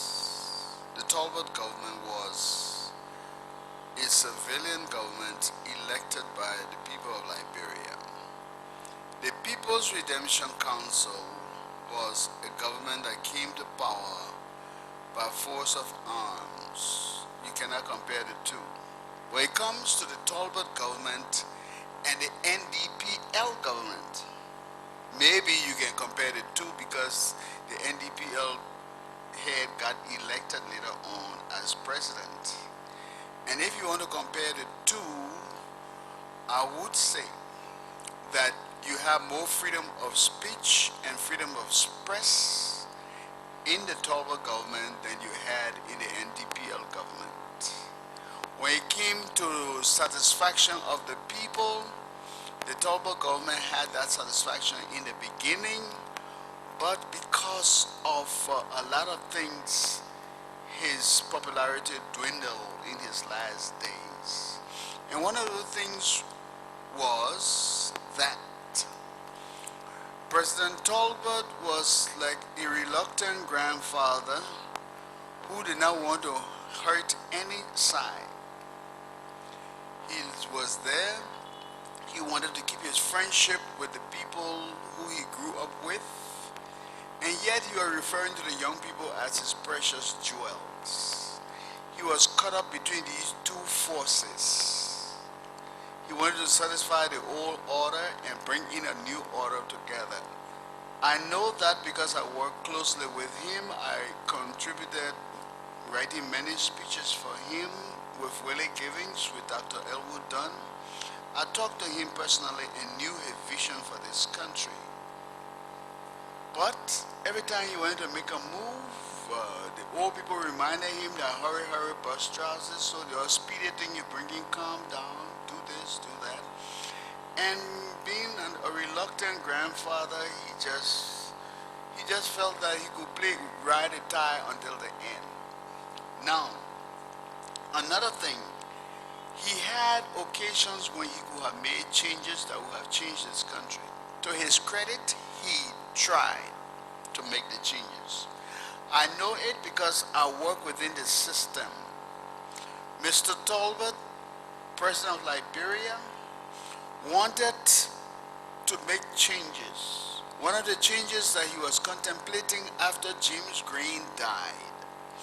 James Green was his first vice president from Sino County. One of the changes he contemplated was to have a purely indigenous vice president as a signal that we're moving to a day when things will be reconciled. That I know because I was in the system. But then people started telling him, oh man, you gotta be careful. It's not time for these people yet. You're bringing them too close too soon. So Tolbert started to vacillate, to move one way, move another way. He wanted it badly. He wanted to put Jackson Dole there, but then he vacillated. They should have had a convention in Sunnyquilly after James Green died. The next convention would have been in Sunnyquilly. During that time, it was going to be that there was going to be a shift. But because people agitated so much, Talbot changed his mind from Jackson Dole. And the next thing we knew, he wanted to put Reginald Townsend from Shefflin. Reginald Townsend was the Grand Master of Masons. He had gone high up in the Chewy Party. He had been Minister on Secretary of Information, Culture and Tourism. He was well learned and everything, internationally exposed. I was in Burrowville, Montserrat County, during the last days of the Chewy Party when they had a Chewy Party high-level meeting at the home of the Deputy Speaker at that time, Alfred Curtis. And we were the people taking notes. So I have always been inside taking notes. So before the president arrived, Senator Frank Emmanuel Talbot of Benson, of Bentall at that time, Bentall, decided to give a lecture to those who were present. And the start of his lecture was providing a political shock absorber system for the presidency. Providing a political shock absorber system for the presidency. He was quarreling about the fact that he thought that there were people in the government who were not prepared to stand up to defend the president. They will only talk about the president and support him when he is physically present. But when they go out, they do not defend the president or defend the government's position. And therefore, all the shock from the masses, from the people in the street, all of what they were saying was running straight up to the president and shocking him. There were no political shock absorbers to help the president bear the weight of the political system at that time. After that, they had a caucus meeting. The president came, and the president was about to leave. And Reginald Townsend at that time, Reginald Townsend, Honorable Townsend, was the Minister of State for Presidential Affairs. In fact, he was Liberia's first Minister of State for Presidential Affairs. Because before Talbot, we had no Minister of State. We had about 4 or 5 administrative assistants to the president. And the country was divided, I think there were 5. Each administrative assistant controlled one county. And so anything you want, for instance, General Gurich control the River Says Bassa area. Anytime my father then had a problem in River Says, you go to the mansion, you see General Gurich, you do not see President Tubman. You talk to Goodrich, Goodrich will talk to the president. Not everybody run from the market to the president. So he had a decentralized. Townsend walked his boss man, Talbot, to the car. And in all of our presence, Talbot said, "But Reggie, come ride with me. You already look like the vice president." Green was dead now. We're looking for a vice president. And then the president makes a public pronouncement that you already look like the vice president. Come ride with me. So the both of them got in his black Jaguar car and everybody were clapping. And I thought we knew Reggie was going to be the vice president. So people start campaigning with Reggie already to make sure that when he entered his kingdom, he will remember them. Well, things didn't go well that way. Knowing very well what the president wanted to do, he arranged to have Reggie assumed other responsibilities, including the minister, in addition to the minister of state, and they had a big program at the um, the executive pavilion, where you have the governor, the auditors right now, the building next to it, the executive pavilion. I was present again, and I took notes. And by that time, it was clear that President Tolbert said he was still looking. It was clear that Reggie Townsend was no longer on the radar. And when he honored Reginald Townsend got up and made a speech in which he said, "Serene, I fold my hands and wait, nor care for ocean tide, nor sea, for lo, my own shall come to me. Asleep, awake by night or day, the friends I seek are seeking me. No wind can drive my barge astray, nor change the tide of my destiny. For what is mine shall see my face." Townsend was intelligently saying, "You dumping me, but whatever is for me will come to me." But then there were cracks in the party. People outside did not know that there were cracks in the party. I'm telling you about the similarity and differences. It was around this time that you also had a crack in the party resulting from the fact that the son of the chairman of the party had been indicted for murder in Maryland County. He was superintendent of Maryland County, Anderson, Jimmy Anderson, James Anderson. And I was also there at the E.G. Roy building when they called a special meeting. And Anderson thought that his son was being unfairly treated. And I was there when Anderson got up and said, "Mr. Standard Bearer, I'll be less than a man if I do not resign." And he talked about how they were ill-treating his son. His son was not guilty. It was malice, and the people were jealous of him, and all kind of things. And he resigned and walked out. The party was falling apart. People outside did not know.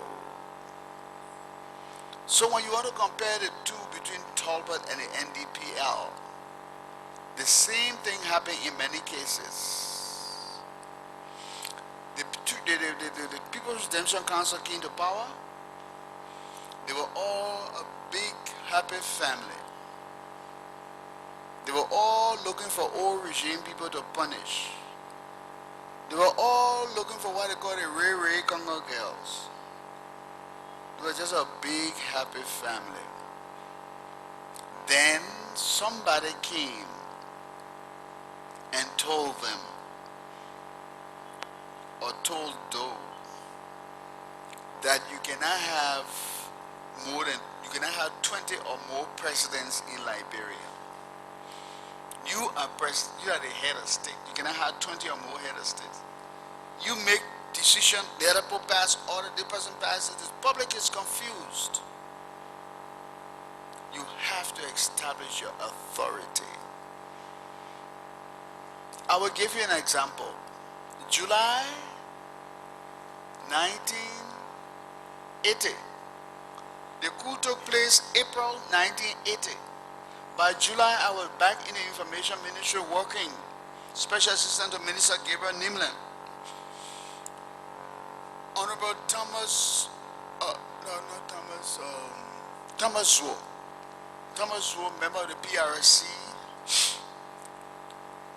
sent, Henry Zuo, yeah, not Thomas, Henry Zuo, Honorable Henry Zuo, member of the PRC, sent a release to the Liberian Information, what you call Liberian Information, LINA, Liberian Information Service, Liberian Information Service, news agency, okay, news agency.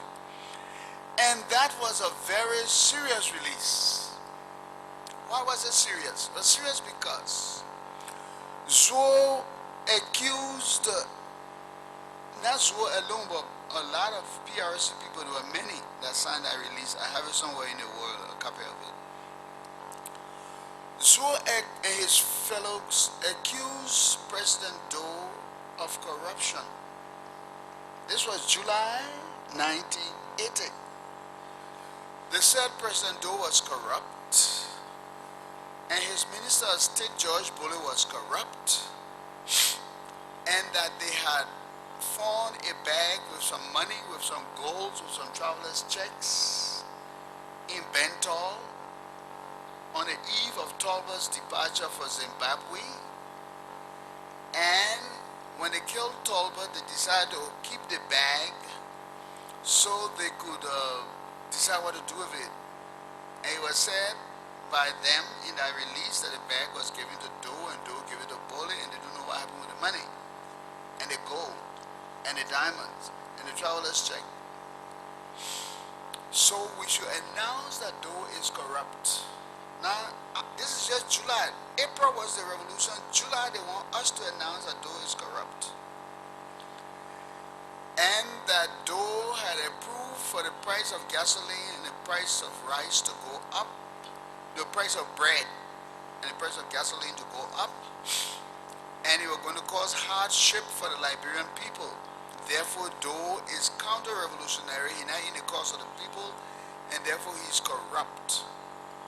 They sent that release to the Information Ministry for us to announce.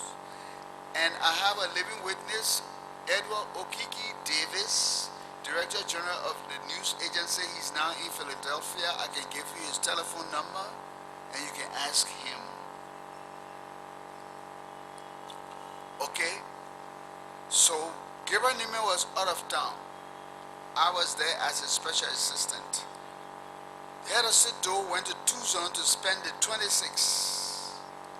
And while he was in Tucson, they wanted us to announce in Monrovia that he was corrupt. So when I received this thing, I went to Ed Davis and said, look, they sent me this. We can't announce it. And I called LBS and said, we cannot announce it. Of course, EWA would have never announced it, so I wouldn't worry about EWA. We cannot announce it because there's a standing order from the government of Liberia. And I think that order still stands. I do not know whether it's changed or not. You can ask Minister Proplet. But that order is that anything that has to do with the executive mansion and the presidency that is negative cannot be published until the mansion is contacted. Anything that is negative about the presidency, the president, or the executive mansion cannot be published by the government press unless the mansion is first contacted for its side. And I said, therefore, based on this, and that was 1980, I had been in the ministry from 1976.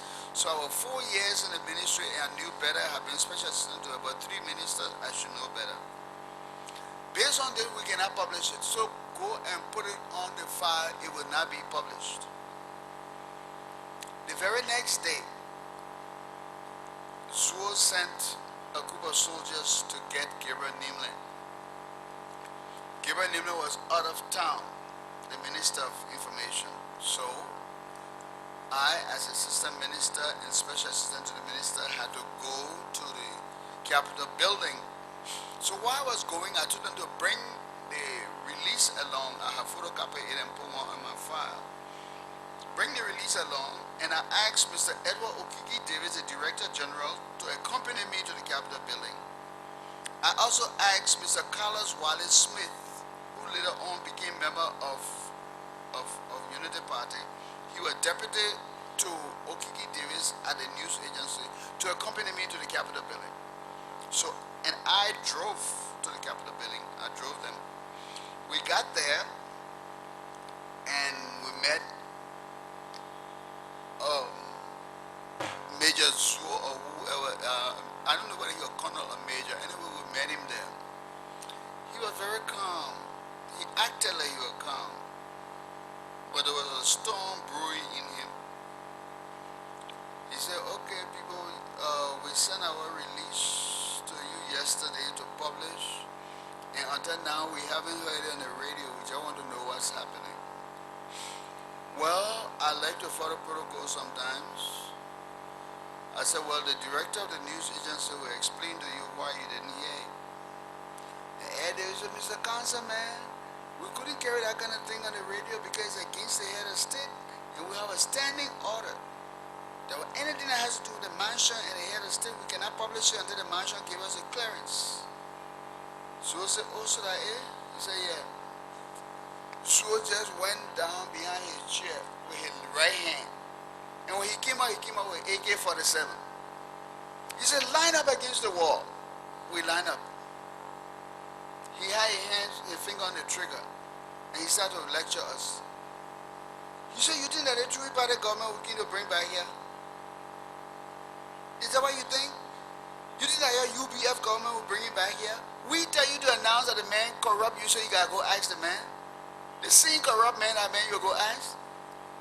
He said, look, let me tell you something. You talk one more while, will bloody order you here. By that time, I had closed my eyes. I was no longer looking at him. I was just imagining what he would do. We passed through some dangers, like the song said, through many dangers, toil and snares. I have already come. When we look at nature and talking foolishness, we have been through danger. This man is trembling, visibly shaking, holding the AK-47 and saying, you are going to bloody us up. His bodyguard, everybody start begging for us. He said, no, let me bloody them up. Then let Dokon will shed blood. My witnesses are alive. Ask them. So, they calmed him down and took the gun from him. His bodyguards, his office staff. Then he said, okay, who is the head of the news agency? He said, Ed David. He's going to put knocking down, took out his shoe, took out his watch, took out everything. He's going to central prison. And he turned to me, and he turned to Carla Smith. I gave you 2 hours. If I don't hear anything on the radio, I will bloody you. I said, yes, sir. When you get under stress, don't panic. Just calm down. I told him, yes, sir. Then the boys came back to him and said, Chief, we ain't got no car to get him into to the prison. He said, you didn't bring car? I said, yeah, we brought car. He said, who driving the car? I said, I drive the car. So you the driver, get him and you go locking up. So I had the painful duty of driving my colleague Ed Davis to the central prison to lock him up. I was the driver. The soldier knocked him down, took out his shoes, his watch, his eyeglasses, everything, put him in the jeep, in the car. And Carla Smith remained there with them, and I drove Ed Davis to the central prison and delivered him there. When we were coming back, the soldiers decided to open up a conversation with me. They said, you know, you small boy. The thing that people do, you know what happening. Something happening, you know it. So the best thing we can advise you, when you go by here, just announce the thing. Nothing will happen with you. Anything come, the people were talking. I didn't say yes. I didn't say no. I didn't even grunt. I just started playing the radio and drove back to the Capitol building. Anything I had said would have implicated me on one side or the other. We went back and to him, and he said, okay, I told you I gave you 2 hours. I know where to find you. In 2 hours, if I don't hear anything on the radio, I will bloody you, the 2 of you. I said, okay. When we came out, I told Carlos, I said, we got 2 hours to die.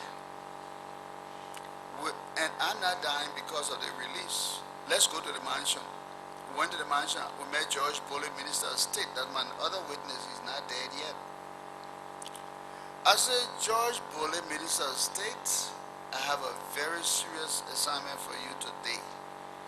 This man across the road said, in 2 hours you will bloody me up along with Carlos Smith if we do not announce this thing that you and those stole the money. The bag of money, gold, diamond, traveler's check, everything. I can tell you, Bowier, that I'm not dying because of this thing. You either protect me or I'm announcing it now. The all I came to tell you, you either protect me or we're going to announce it. Bullet pick up his telephone, call Doe Tuzon, explain to Doe. I don't hear what he said. Okay, on telephone. And Bullet put the telephone down and said, okay, y'all go back to the Capitol building. Permanent solve. I said, okay. We walked to the Capitol, drove back to the Capitol building, and it took us back to Zuo's office. While we're entering Zuo's office, the vice head of state Tama West Sign were coming downstairs. And then he came right to Zuo's office. And then Tama West Sign told Zuo, says, Zuo, the chief call is my leader people. Leader people.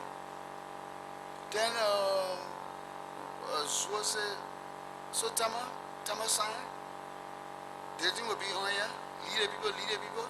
They want a revolution for corrupt people to come and lead the people. He said, hey man, so, and you know what we're on, lead a thing. So then Wesson went back. Zuo turned to us, he said, I know you. He said, I know your face. When something happen here, I will find you, I will bloody you. From that day, July 1980, I tried to keep out of public functions because I wanted you to forget my face. Because he had promised me that anything happened, he would find me and bloody me up. Thank you. Okay.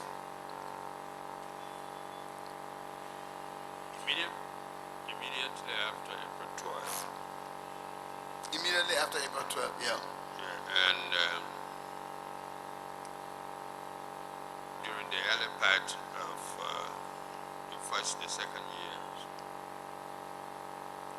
the social military political slogan was 1985 will return the country to the civilians. Yes, sir. We'll go to the soil barrier. Yes, sir. By 1983-84, that slogan was changed to returning the country to civilian rule. Yeah. People who have access to English language, they felt that something was going wrong. And you, as Assistant Minister of Information, putting in the strategic areas of defining and disseminating the language of the government. Yeah. Can you tell us how do you understand the two phraseology? Turning the country over to the civilians and turning the country to civilian rule. What? 1 minute.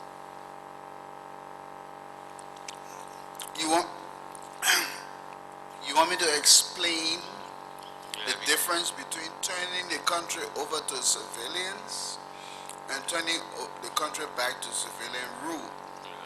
Normally, it should be the same thing. If you turn over to civilians, you have turned over to civilian rule. If you turn over to civilian rule, you have turned over to civilian. It should be the same. But since I know what you're saying, because I've been trained to answer what you don't ask, I would say this. It's the case of Kuku Jumuku. I told you here that I was sent back to the United States when I was assistant minister. I was there as press counselor. I was promoted to assistant minister. And after I made efforts so that the Constitution will not die, and made efforts so that the Firestone people release the constitutional convention, the referendum result from Firestone manager's vault. And after I took the foreign press to the university campus to cover the aftermath of the university crisis with the military, I was perceived as a troublemaker. And I was sent back to the United States, and my rank went back to me, minister, to be press and cultural counselor. So I was demoted and sent back. I'm coming to answer your question now. I was demoted and sent back because of many reasons. One of it is that in the Ministry of Information we had internal rivalry. Internal rivalry. Kroma was Minister of Information. And there were rumors that certain situation was going on to unseat Mr. Kroma. And there was the perception that Bowier and Kroma being friendly, and Bowier preparing all these memorandum every morning about how the ministry should run, according to the public relations and damage control and public diplomacy. You cannot mess with Kroma without messing with Bowier. So the best thing you do, mess with Bowier first. When you get him out of the way, then you can mess with Kroma. So the NDPL imported some boys from Freetown, Sierra Leone. They were called the NDPL Tax Force. I believe you remember them. Do you, Councilman? Remember what? Do you remember the NDPL Tax Force? Yeah. Thank you very much. A bunch of guys who came from Freetown who were brought here by certain high-ranking people in the NDPL who said that when election comes around, if you don't vote for NDPL, the tax force will take care of you. You remember that? Thank you very much. Well, somebody got a guy called Buckeye from Freetown who came with the tax force to write a letter to the head of state Doe outlining the situation with the university, the constitutional convention, the referendum results, and the university crisis and all of that. And the letter clearly stated, let Mr. Valentine go and look for the letter. The letter clearly stated to President Doe that the NDPL task force was advising him that if Bowier remained in Liberia, he would not win the presidency. Against that background, I was called in by my boss, Kroma, and told that the president, head of state Doe, wanted me to go back to Washington, D.C. to get my family. I told them to give me the money I would send for them. They said, no, you yourself go and get them. When I went to get them, they sent me a telex stating that by directive of the head of state and commander-in-chief, you are ordered not to return to Monrovia. It was during that time that I was there for the second time that Mr. Vargas Matthews, and they were 1984, Mr. Vargas Matthews appeared in the United States at the time when political parties and political activity were brewing in Monrovia. You want the story? I will tell you the story. Please give me a chance. Mr. Matthews appeared in America when political parties were brewing here. As I told you, Mr. Matthews was supposed to go to the U.S. in September 1984, but he sent a letter by me to tell Thomas Bowier why he could not come because he wanted to be on the ground. But toward the end of '84, Matthews left town and went to the United States. When I was press counselor, and Bowier and other people sent me a letter to inform me that Matthews were going to have a press conference to make a very important announcement. Since I represented the Ministry of Information and the Liberian News Agency, I attended that press conference and took notes. Mr. Matthews said that he had come to that press conference to announce that he, G. Bacchus Matthews, would not be part of any elections during the 85 or 85 election. He will not be part of it. And he said the reason why he will not be part of it is because Head of State Samuel Kanyan Doe, agreeing to the proposal from the American government, had agreed to go back to the barracks. That's what Matthew said in the press conference. And I sent the news to the news agency and sent copy to the executive mansion. In the mansion, you'll find it in the press secretary file because I sent it to Patrick Kuman. So please call Mr. Valentine again to see if Bowier lied. Mr. Matthews said he was not going to contest against Doe because Doe had called the progressives. And then he named some people to the mansion and had told them that the PRC had agreed that they should go back to the barracks because the Americans were encouraging them to go back to the barracks. The Americans were going to give each of them $25,000 to start life. They were going to help them to go to school, take care of their family for so many years, make sure they got an education. When they got through with whatever they wanted to do, they would help them to go into business. Doe and his group, according to Matthews, agreed. I sent the release to Monrovia. Matthews said the reason why he will not compete in the election is because Doe only asks one favor of the progressives. And that one favor is that when they go back to the barracks, or before they go back to the barracks, some arrangement should be made so that the government of Liberia will grant them pension.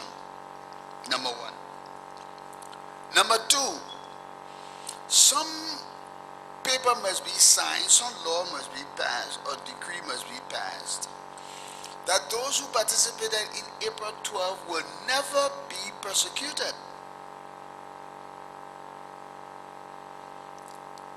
Number three, that the progressives will go and organize a government from the president down to the messenger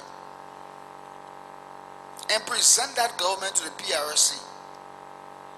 And the PRC will arrange a transition with them. Mr. Matthews said when they left that meeting and came outside,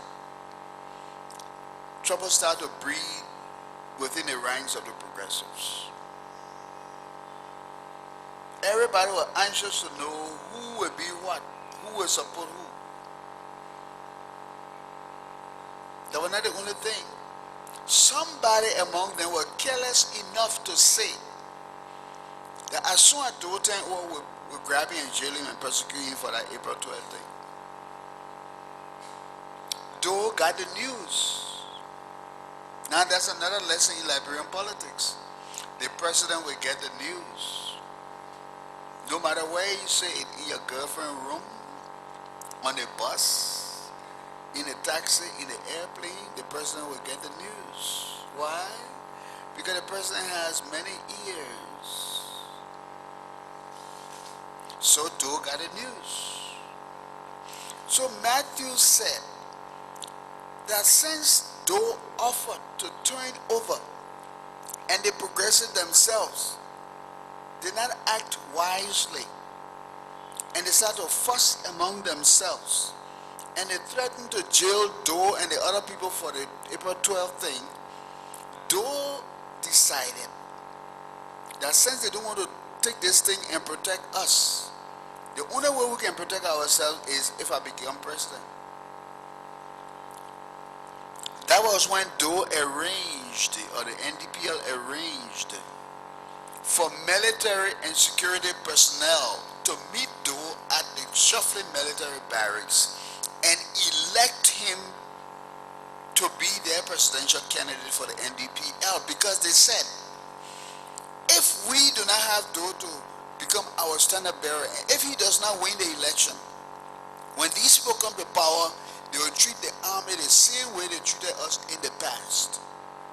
I mean, that was their propaganda, but that's what they said. Thank you. So Mr. Matthews refused to contest the election against Doe. And Mr. Matthews said this thing which became the headlines in Liberia. And I sent the story here. He said, the politicians have missed the boat which is gone sailing with Samuel Doe aboard. The politicians have missed the boat that is now gone sailing with Samuel Doe on board. Well, later on, we found out that Doe and Matthew were friendly, and Doe gave him a brand new car and all like that. And so the progressives started to accuse him of being the one who told Doe, but we never got that established until he died. So you wanted me to tell you the difference between these things. I'm just telling you that. No, it's understood now. Thank you. While testifying, you made mention of one Mansfield Yancey. Mansfield Yancey, yes sir. Do you know his whereabouts now? Mansfield Yancey is buried at the Gate of Heaven Cemetery, Maryland, USA.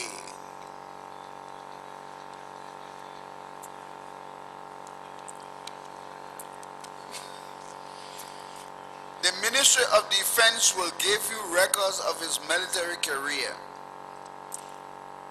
The Liberian News Agency or the government of Liberia should have files of the fact that he nominated Doe at the Shuffling Military Barracks.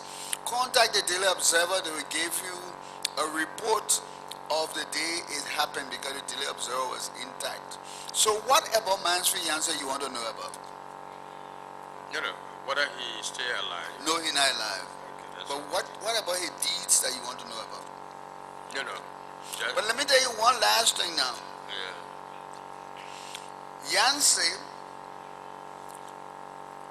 Yancey nominated Doe, and he helped to squash the invasion. He was made ambassador to Guinea, but he never went to Guinea. That's the part I want to tell you. Why? That's the Liberian family system. Mansfield Yancey was married to Marlene Phillips. Marlene Phillips was the sister of the Phillips guy that got killed, and they said the military killed him. But before he got killed, when the invasion occurred, they accused all of them. And while they were in court, Marlene Phillips Yancey slapped Mr. Broderick, what is Councilor Broderick name? Nelson Broderick. She slapped Nelson Broderick and said that Nelson Broderick was lying on her brother. Okay, so she was acting as a family woman defending her brother. Well, the news got to Doe that the man that you nominated to be ambassador to Guinea, his wife slapped the government lawyer. So what kind of Guinea you send the man to? That was the end of his career. In the 70s, as well as in the 80s, and now, there were call for drastic change, radical change, dramatic change, and also take your destiny into your own hands. Take your destiny away. Into your own hands. Into your own hands, yeah. Can you help to define define this as political activists? You mean I'm gonna define this in the context of my political activism? Yes. Well, when we talk Whether about it was appropriate at the time and whether it's still appropriate now. it's appropriate, it would be appropriate until all of this all turn to dust. It is always appropriate for the Liberian people to have their destiny in their own hands. It is a sickening thing, very sickening, to hear high-level people in high places all over this country tell you where we want to do this, but you think the American people will agree? Sick people. Should they tell us what to do? Do we live in a kitchen? Our destiny should be in our own hands. Our life may be in the emperor's hand, but our conscience is our own. So that would be appropriate until all of this building turns to dust. Thank you. Thank you. You also said that during your visit in America, there was certain things you were told to tell President Dole to Yes, yes, yes. do. If not, by October, By October 1990, we'll look around and we'll not see him. That's what they told us. what they suggested to you? Well, I'm a dumb boy, but if you tell me in October you'll not see the man, and September he disappeared, that means you told me the truth. Can one then conclude that there was external influence that were covering the war I in told you I will explain the story to you. Then when I explain my side to you, go home and let your grandma explain the rest. Because the reason why I'm saying so is not any insult to you or something. I just want to put it simply. We explain that these people say we're not going to stop the war because this man will not leave. We have the ability to stop Taylor in his tracks, but we're not going to do it until the man leaves. Go back, tell this young man he's 40 years old. Life begins at 40. Let him take your money and go enjoy it. We don't mind. But if you stay there until October, you look around, you'll not find him. September, I left him here with y'all. I left him here with y'all with a red hat, red and white striped t-shirt and white short trousers. I left him here. You told me to kill him. I've come back, I don't see him. So what do you want me to do? Because you got big mouth, I wanted to.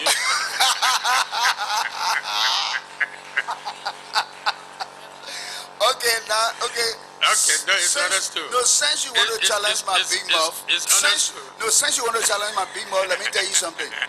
My big mouth is not a coward mouth. I told you also that a group of Liberian people, in fact, you were there, you're my witness. You're not dead, you're my witness. A group of Liberian people got together and said, we'll make peace. And in your presence, Charles Gunny from the American Embassy in Mamba Point traveled to Freetown to tell Woyu not to agree because he had the military advantage. Woyu did not agree. We went into war. The country got destroyed. Then you want to, who are behind it? Okay, if we want to call it big name, we just said that Charles Gunny was acting in his own interest.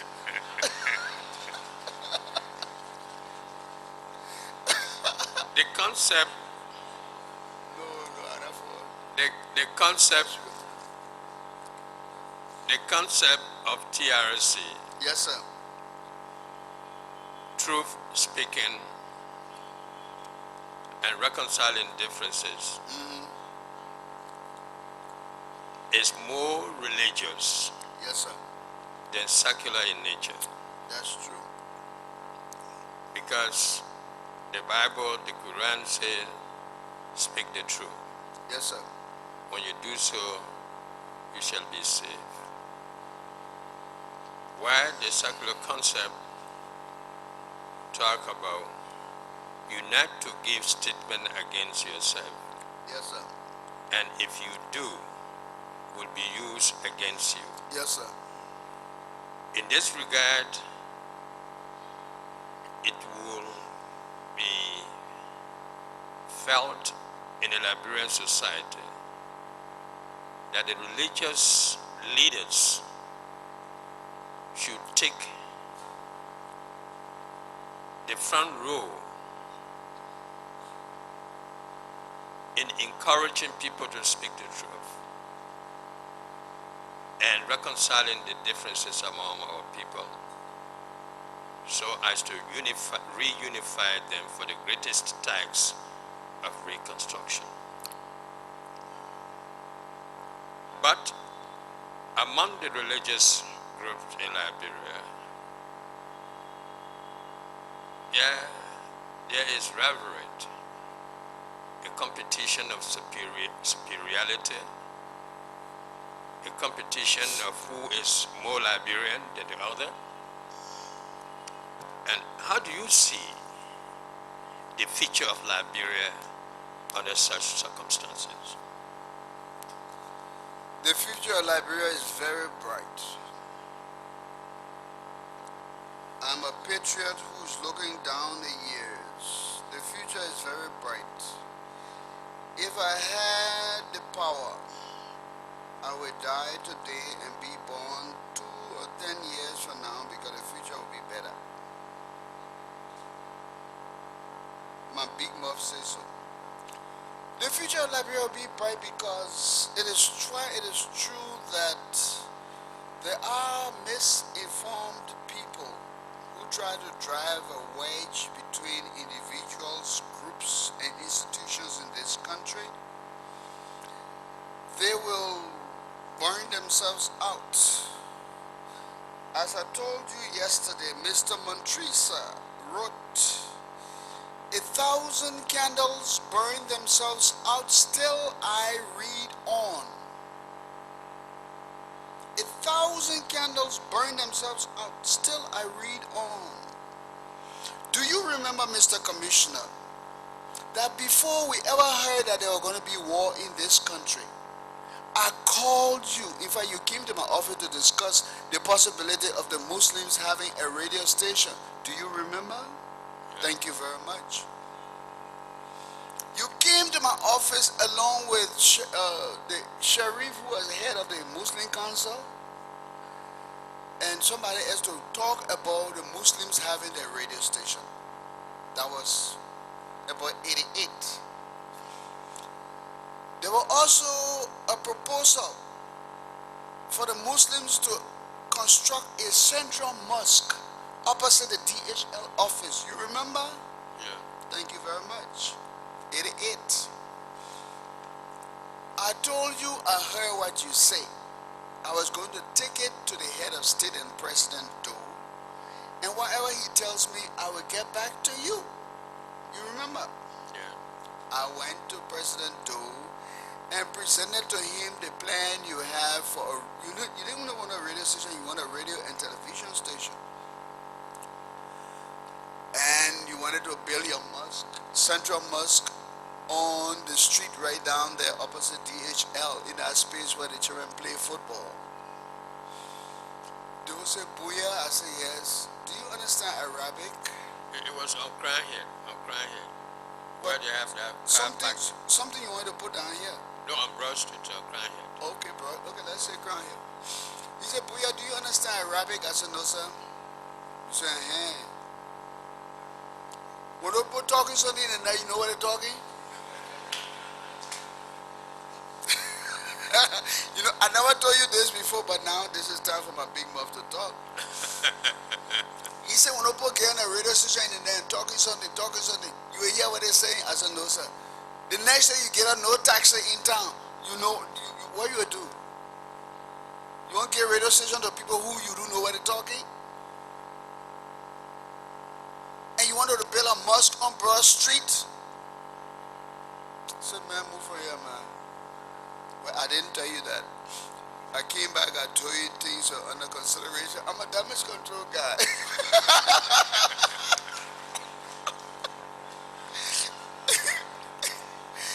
I told you that things were under consideration. However, you remember that was shortly after that incident that the Liberian broadcasting system got a new leader, and that new leader was a Muslim. Do you remember? Mr. Alhaji Kuma. Yeah. Then you started a program on that station called Islam and You every Friday. Yes. Thank you very much. One of my colleagues in the cabinet, who is now high in this government, works with the foreign ministry, came to my house one Friday evening. Said, Bowier, I said, yeah, man, what you doing in this country, man? We like the way you run the Ministry of Information thing, but man, you're going too far now. I said, what happened? He said, you got my dingoes in my living room. I said, what do you mean by that? Who took my dingoes in your living room? He said, you hear them making noise in the TV? You got my dingoes in my living room. And he went off talking. So I said, look, we got to have an inclusive society according to the constitution that you adopted. You remember also I brought you a book about Muslim-Christian dialogue long before the war. I left it with you when I went into the war. I came back, I said, my friend, what my book? You said the war, carry it. I said, okay. But what I'm saying is, I've been thinking about the need for us to unite long before we started fighting. Now you ask me whether the future will be bright. It'll be very bright. I wish I was not born now. I wish I could be born 20 years from now, because the future will be very bright. You could not get a radio and TV station in 1988. Today, one of the most powerful radio and TV stations in this country is owned by a Muslim right across the road. That is the station that's broadcasting this thing live to everybody. Do you see what I see?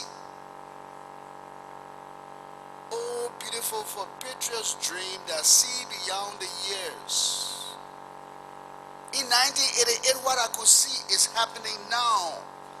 And what I see now, people who don't see will see it 2050. This country will be better. Our generation is the last messed up generation in this country. Our children will be better. They will know nothing about country and Congo. They will know nothing about foolishness. They will all beat their swords in the plowshare. They will live in peace, because we tell them the truth about those who want to divide us by sharing lies. Thank you very much. Thank you too.